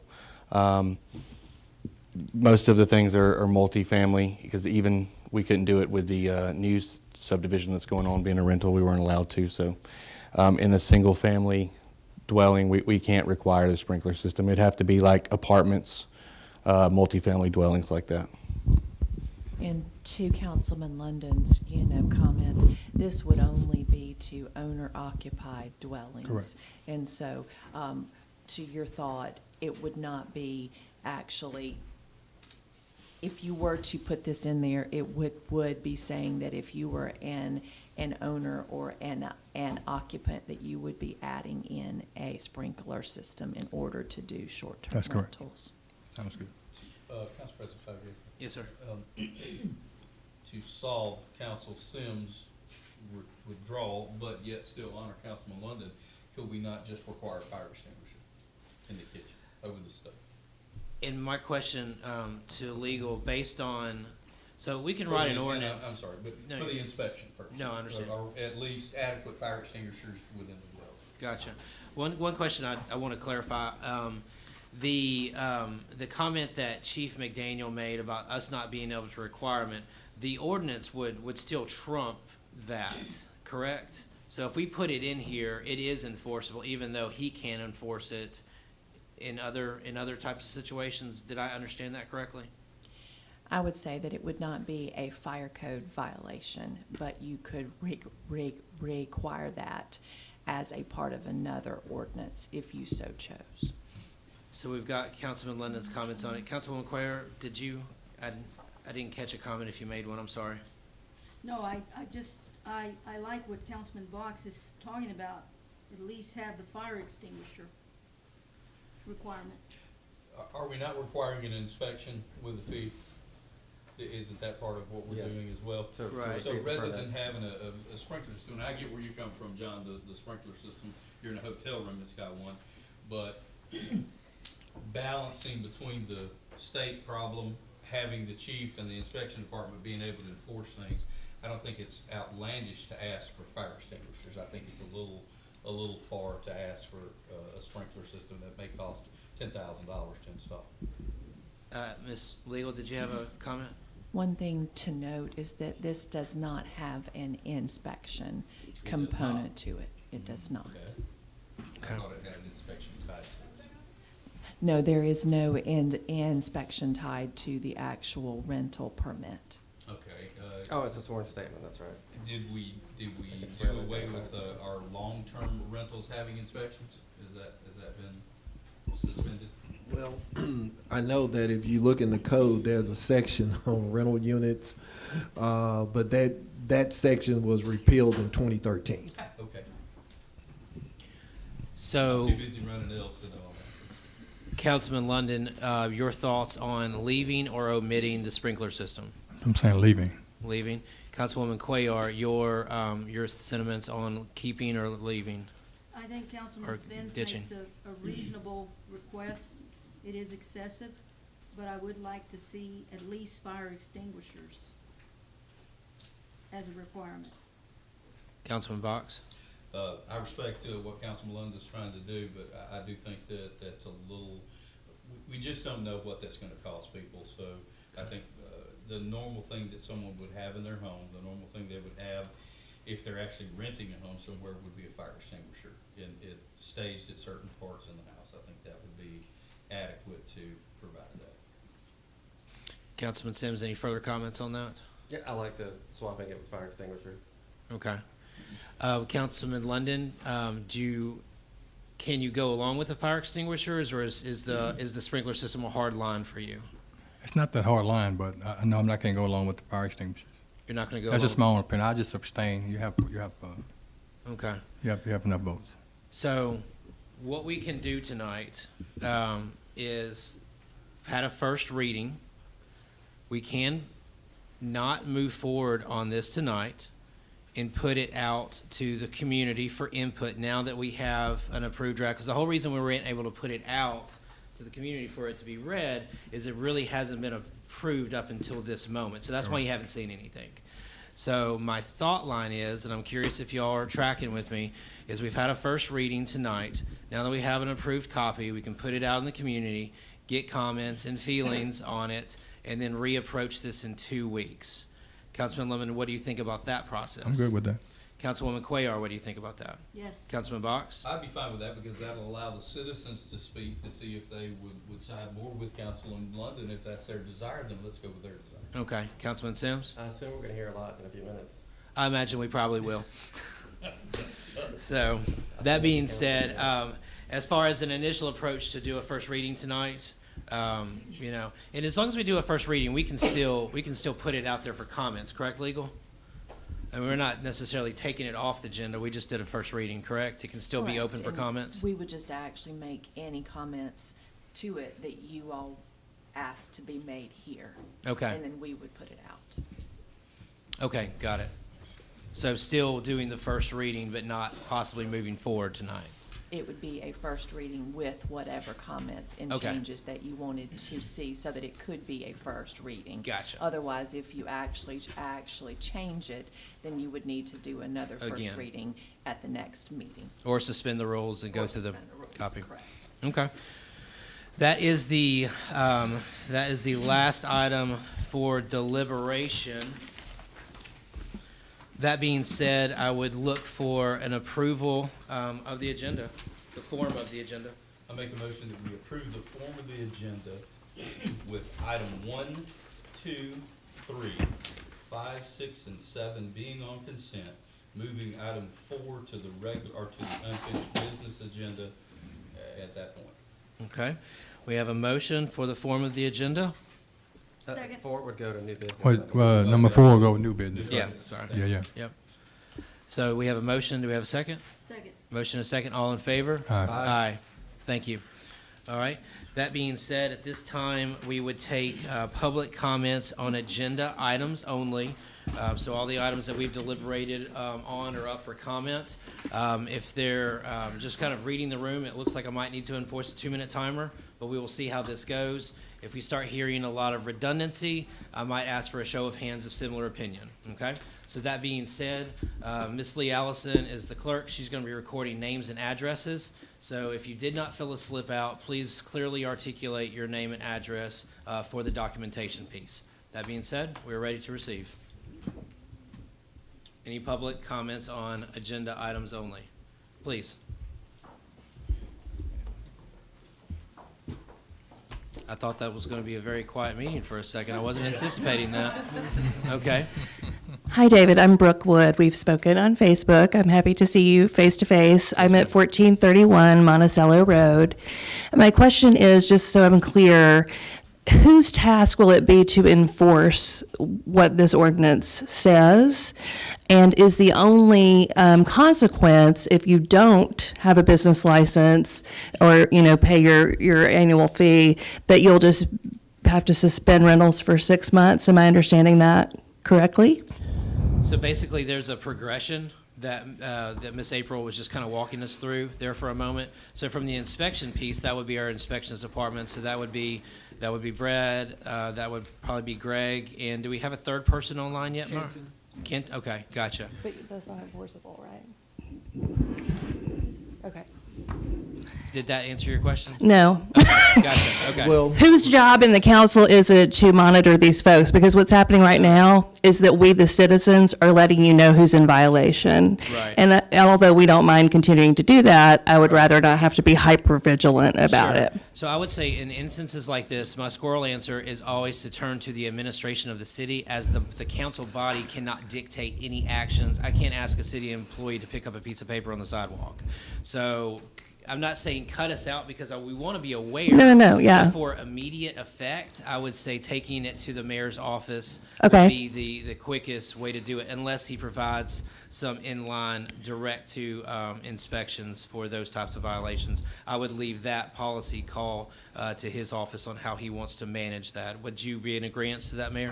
I would say send it to Lee Allison at L. Allison, City of Irondale, al.gov, or if you need a phone call, call 205-951-1383.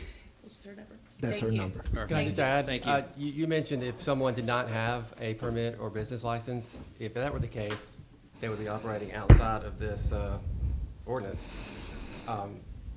I hope so, but we know of those happening right now, so that's why we're trying to figure out. And if they have issues, they can have that revoked.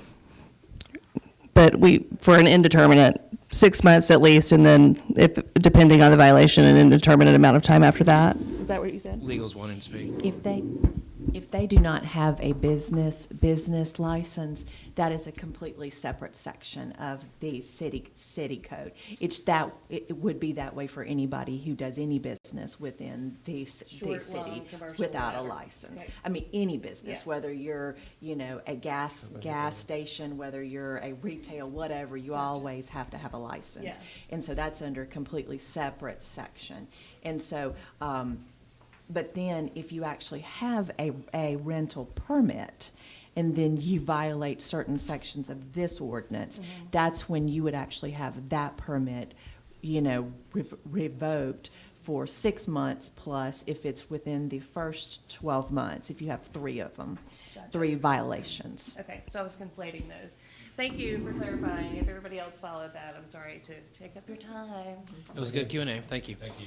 Any other comments on agenda items only? Agenda items only. Come on.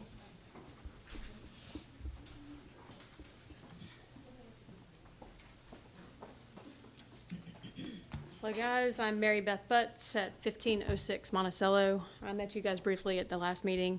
I'll keep this short and sweet. Just a quick question. You guys mentioned a permit, right, for these properties that are rental properties. My question is a permit the same as a business license? And again, I don't know much about business here. That's why I'm in school for business right now, actually. Because I think my concern as a homeowner is if there's a commercial business license or a business license in a residential area, what's that gonna do to my property value? Absolutely nothing. You're sure? I mean, they're gonna keep up their property to try to get 5 stars or whatever it is. Well, they rated. also should keep up their property and not have guns shooting from the front porch into True. mine as well, so. But I mean, that could have happened I mean, in I- a house or I a agree. rental house of I long-term. agree. It I was understand that, tragic, and but- Well, luckily it wasn't tragic, but. It was very tragic It to was- some of us who still have No, it PTSD was because injured, we thank God, but, jumped on the floor to get away from gunfire.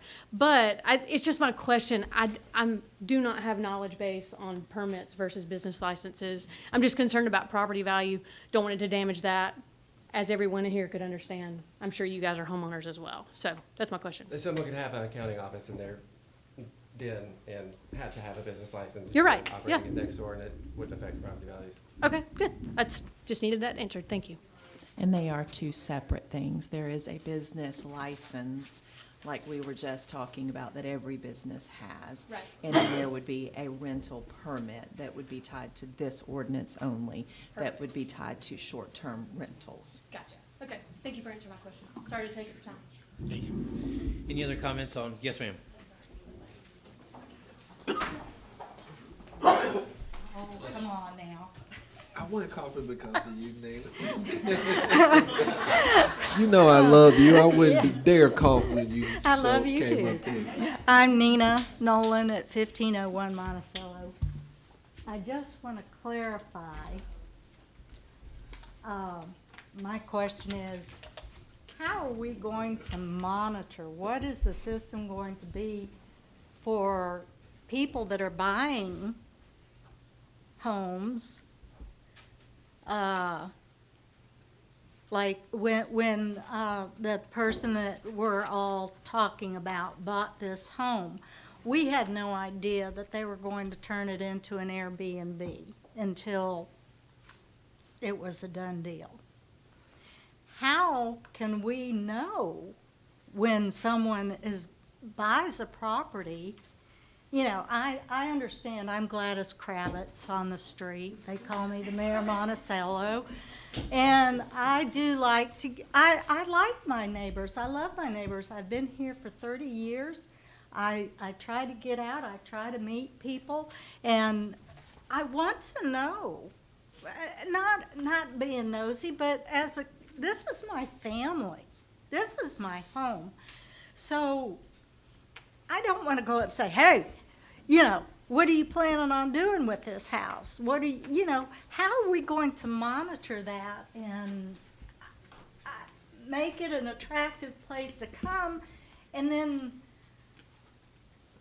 find out that they're going to do what they did with the Airbnb and put everyone's life in jeopardy? Was a very frightening thing for all of us. We all still, every now, you know, when we hear a loud noise, we're scared to death. And I want people to come in. I want my city to grow and prosper, but how are we going to monitor this?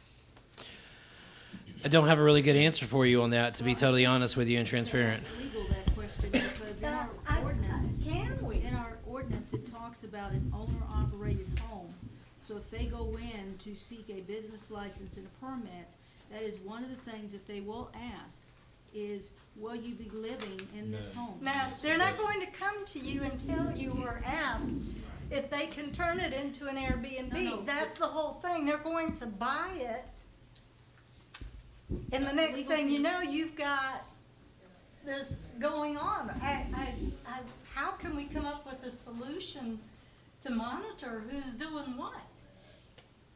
That is, can't. that is something that can't be legislatively regulated. That's what I was Simply afraid of. because, whenever you bought your house, you bought it for whatever reason that you bought it for. My And so, home. exactly, and so, somebody else could also buy it, and they need to abide within the laws that are set by the city.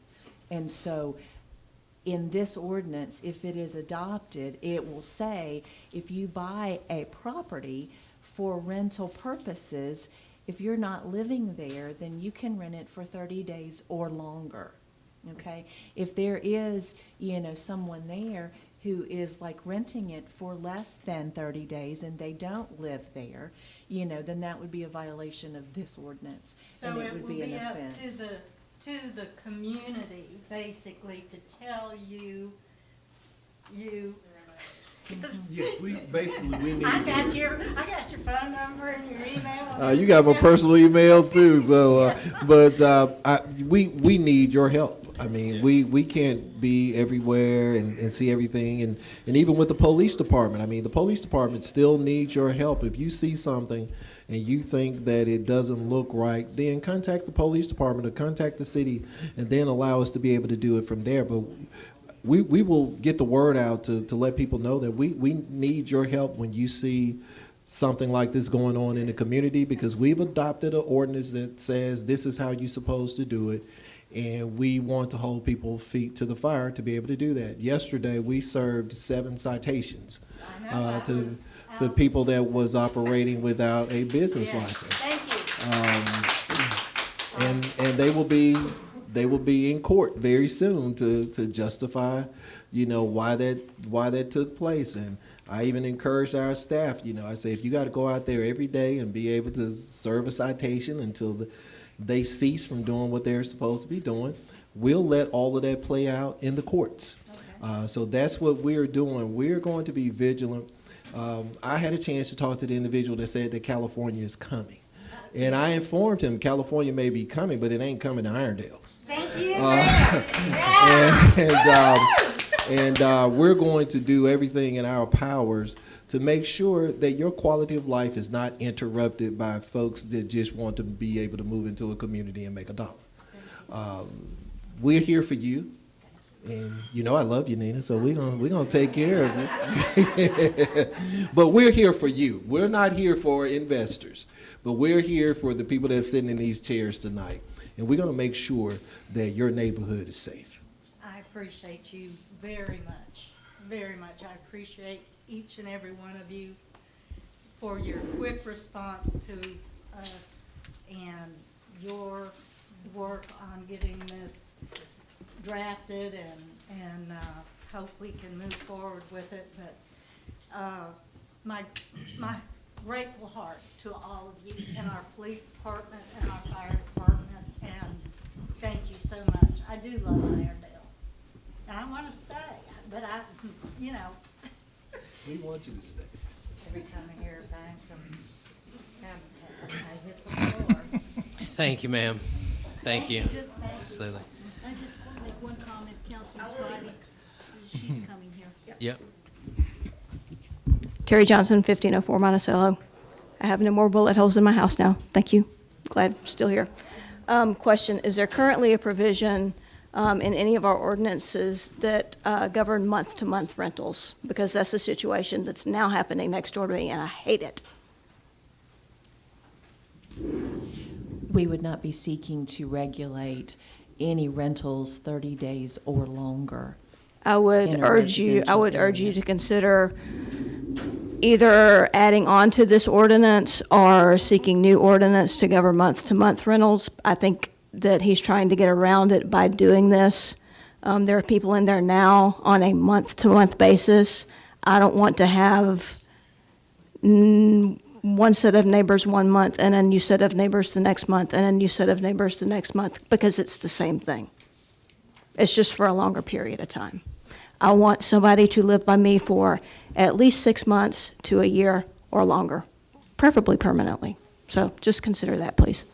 Understood, thank you. Councilwoman Cuellar, did you have a question? Yeah, I just wanted to make a comment first. Thank all of you for being here, and want to thank those of you who have been collaborating with us.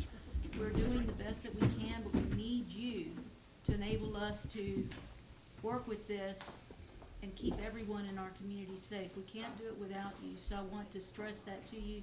Please continue to communicate with us.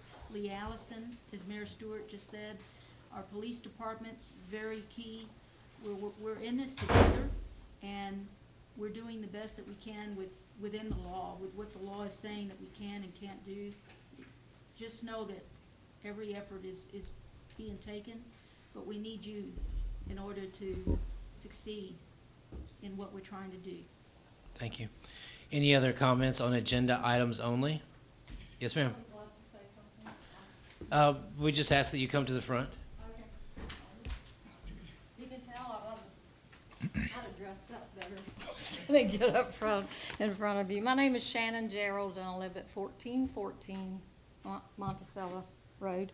And actually, there was only one thing I wanted to say about that. With the, you said that there would be court proceedings. One thing that was said. Are we allowed to attend the public?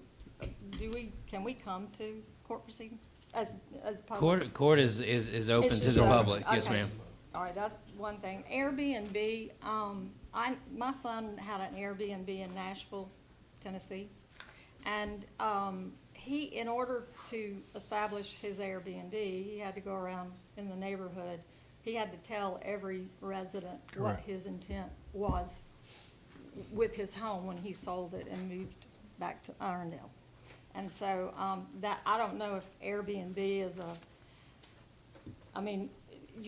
it sounds like you're talking about regulating them without having anything like that, not requiring them to go through an Airbnb or a service that offers that. And if we're not, then that's fine, but I do know that if Airbnb was involved, they would be required to let the residents know that that's what they intend to do with the home. You've got a legal? As part of the short-term rental permit, application process, there is a sworn statement which would say that the operator has made best efforts to notify the properties immediately adjacent to the desired short-term rental of the application. Okay. I did not hear that, but, oh my gosh, sorry. I didn't say that. I didn't There's so think I much in heard. there, so that's why I just hit the high points. Okay, that was really the only thing was that I knew that Airbnb required you to do that. And, the only other thing, I want to know if there's a photo opportunity with Trent Richardson. Any other comments on agenda items only? He's not on the agenda. He's off the agenda now. Comments on agenda items only. That's for the last thing you can. I'm really appreciating your presence to kind of, take this. Any other comments on agenda items only? Okay. That being said, I would ask for approval on the consent agenda. Make a motion to approve the consent items number 1, 2, 3, 5, 6, and 7. Second. Motion and a second. All in favor? Aye. Aye. All right. And once again, let's see here. 4 is taken through the ordinance process. 8. Every item going forward is being taken through remaining, unless it's noted as an ordinance, it is still going to remain a resolution just taken through the ordinance process.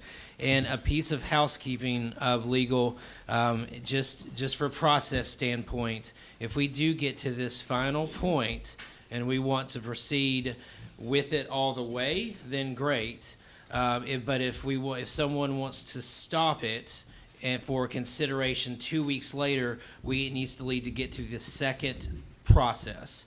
And it could, if it need to be held over, it would fail on the third process. Is that accurate? This is for the ordinance. Yes, ma'am, that is accurate. Yes, then that So would just be- for housekeeping, we've got to, if you're interested in holding this thing over, it's got to get through the first 2 steps. It can go south on the third one if we want to hold it over, but just know that for this process. So that being said, item number 4 that was moved to the regular agenda, if we could go ahead and start that process. Make a motion that resolution 2022 R28 be read. Second. We have a motion and a second. All in favor? Aye. Make a motion we suspend all rules that prevent the immediate consideration of resolution 2022 R28. Second. All in favor? Aye. Aye. Roll call. Councilman London? Yes. Councilwoman Cuellar? Yes. Councilman Box? Yes. Councilman Sims? Yes. And myself, yes. Finally, I make a motion that resolution 2022 R28 be adopted and approved. Second. We have a motion and a second. All in favor? Aye. Any opposed? Item passes. On to item number 8, under unfinished business. Make a motion that resolution 2022 R-10 be considered read. Second. We have a motion and a second. All in favor? Aye. I make a motion that we suspend all rules that would prevent the immediate consideration of resolution 2022 R-10. Second. We have a motion and a second. All in favor? Aye. Roll call. Councilman London? Yes. Councilwoman Cuellar? Yes. Councilman Box? Yes. Councilman Sims? Yes. And myself, yes. That item passes. Make a motion that resolution I'm sorry. 2022 R-10 be approved and adopted. Second. Motion and a second. All in favor? Aye. Any opposed? Sorry, I was a little premature on that. Passes. So that actually passes now. Item number 9 under new business. Make a motion that resolution 2022 R32 be considered read. Second. Motion and a second. All in favor? Aye. Make a motion that we suspend all rules that prevent the immediate consideration of resolution number 2022 R32. Second. Motion and a second. All in favor? Aye. Roll call. Councilman London? Yes. Councilwoman Cuellar? Yes. Councilman Box? Yes. And Councilman Sims? Yes. And myself, yes. And finally, sir? I make a motion that resolution 2022 R32 be adopted and approved. Second. Motion and a second. All in favor? Aye. Aye. Any opposed? No opposed. Okay, item passes. Item number 10. I make a motion that resolution 2022 R-33 be considered read. Motion, and do we have a second? Second. Second for Sims. All in favor? Aye. I make a motion that we suspend all rules that would prevent the immediate consideration of resolution 2022 R-33. Second. We have a motion and a second. All in favor? Aye. Roll call. Councilman London? Yes. Councilwoman Cuellar? Yes. Councilwoman Box? Yes. Councilman Sims? Yes. And myself, yes. I make a motion that resolution 2022 R-33 be approved and adopted. Second. I have a motion, a second. All in favor? Aye. Any opposed? No opposed. That item passes. All right, item number 11. Make a motion that resolution 2022 R34 be considered read. Second. We have a motion and a second. All in favor? Aye. Make a motion we suspend all rules that prevent the immediate consideration of resolution 2022 R34. Second. Motion and a second. All in favor? Aye. Roll call. Councilman London? Yes. Councilwoman Cuellar? Yes. Councilman Box? Yes. Councilman Sims? Yes. And myself, yes.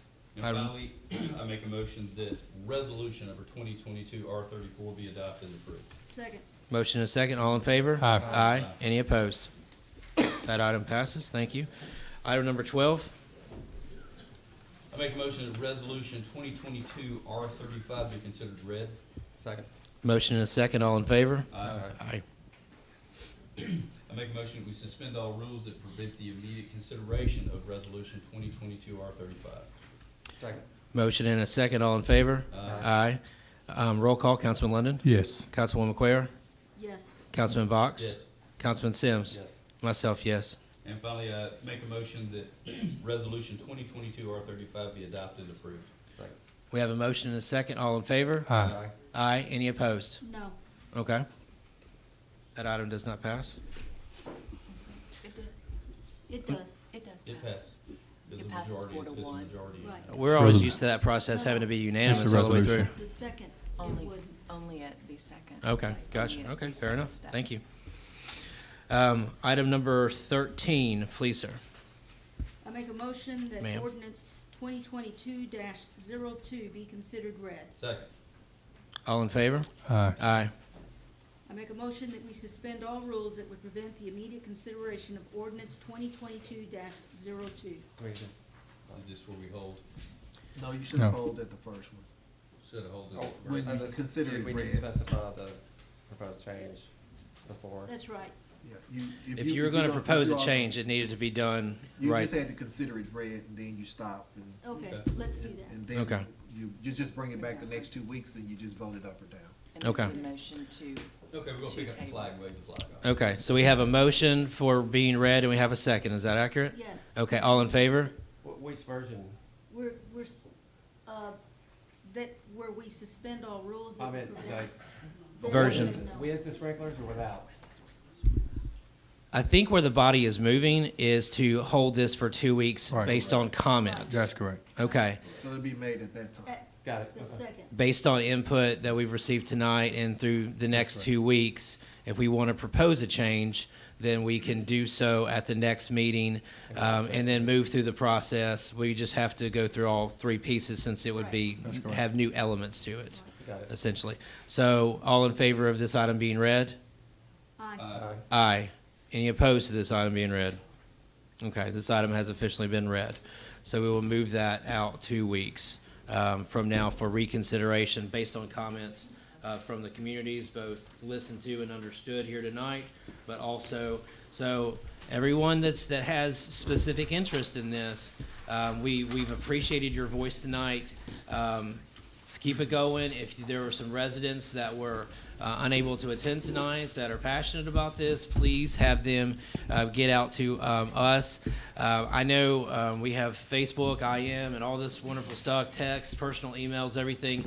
For my personal preference, I would appreciate an email, okay? Just to kind of, because these past couple weeks have been very, very interesting with so much communication coming in from so many directions. I don't know if my peers here feel that way, but my preference on this type of communication is via email. So if you need it, please come up to me and I will provide it to you. And then I don't have any cards on me tonight, but I will. I'll make a deal that I'll put my email out there on my Facebook page tonight so it can be easily referenced. Is that fair? I would recommend that y'all reach out to each one of the council members as well with your concerns. Make sure. Council President? And Yes. also I wanted to let everybody know that we will post the ordinance on the website tomorrow. So if people want to go to the website to get it, or if you just want a direct copy, you can email Miss Allison, the city clerk, and she'll send you a PDF file of the actual ordinance. Okay. And also, if I can say one more thing while I have the mic, we also have another website called iloveirondale.com, and that's all the information that you need about Build a Brighter Future for Irondale. So we developed a new website that has all the frequently asked questions on there. It lets you know exactly how the money is going to be allocated, what we're going to do. It's an excellent website, so I ask everybody to go to that website. And we're also working on a widget that if you're concerned about how much your property tax is going to increase, you can actually put in your assessed value, and it will calculate that for you and let you know how it's going to affect you personally. So please go to iloveirondale.com if you want additional information about building a brighter future for Irondale. Or you can always reach out to me if you want to come and set up an appointment, and we can chat about it there as well. Thank Okay. you, Council President. Young lady in the back, I saw a hand go up. Normally, we'd be done with comments on agenda items only. Was there an additional question or something? Just a question as to where I can find each email address for each council member. Gotcha. I know I will put mine on my page tonight. I imagine also you could probably be on the engage city each website. one. Yeah, the easiest thing, Mary Beth, is first initial, last name. Yeah. Okay. And to their credit, it is posted on the website as well for easy access. Okay. Now we found ourselves done with the agenda and done with any comments on agenda items. This would be the opportunity to have comments on non-agenda items. Yes, sir. I'd just like to mention, we're giving away free trees on the 26th of this month from the Commission, Alabama Forestry, at the Outlet Mall over toward Leeds. Gotcha. At noon, from noon until they run out. Noon until they run out. quick. Red buds, all the good stuff, dogwoods? All different species. Okay. Some small, they're bare root seedlings, so they'll look unimpressive, but we have some larger species like oak and persimmon. Okay. Called cypress, we have some smaller ornamental types. Okay. When is this? Thank you. When is it? Saturday, the 26th of February at noon. Okay. And I see a hand. Come on up. We just need to make sure we get your name and address for the record. My name is Michelle Ball, C-A-U-M. I live at 1708 4th Avenue South. Approximately 3 weeks ago, my dog and I were attacked by a neighbor's 2 dogs that had gotten loose. I did call the police because he was injured but not severely. I ended up getting bit. And they ran in my yard, I got him in the house, went to the dock in the box. I did file a report. I was told that they would have a court date. It was an immediate citation. Is that true, that they will have a court date? I see our chief of police in the back there, so I'm going to defer that since a report was filed. Officer Lawley reported or filed a report and told me that they would have a court date. Okay. Okay. So He's the guy who can, you're talking about a police incident, so. This has been an ongoing problem with this Right. particular residence for like 3 years. Okay. And every time something happens with one of their dogs, the dogs disappear. And as far as I know, animal control's been down there, the police have been down there. But they continue, it'll go off for a while, and then all of a sudden they'll have a new dog. Gotcha. Is there any way to get them to have to post a bond with the city? We do have a vicious dog ordinance, which is pretty tough and everything. And I'm not sure where exactly from a citation standpoint they are in that, but we do have a vicious dog ordinance. Now, if we could, I'm imagining from a public safety standpoint, if there was someone, because if we're talking about a vicious animal and that animal keeps changing, then obviously it falls more into a nuisance category, and that would be enforced a little bit differently, correct? Yeah, I guess it's public health and safety. Public health and welfare. safety, yes. So I would get with chief of police about that and make sure that if there's other people out there, make sure we know the incidences. Okay. I mean, I know 4 people have gotten bit Okay. by these people's various dogs. Yeah. Okay, fair enough. Any other comments on non-agenda items this evening? Non-agenda items? All right, that being said, I'd ask Make a for a motion to motion to adjourn. adjourn. All right, motion.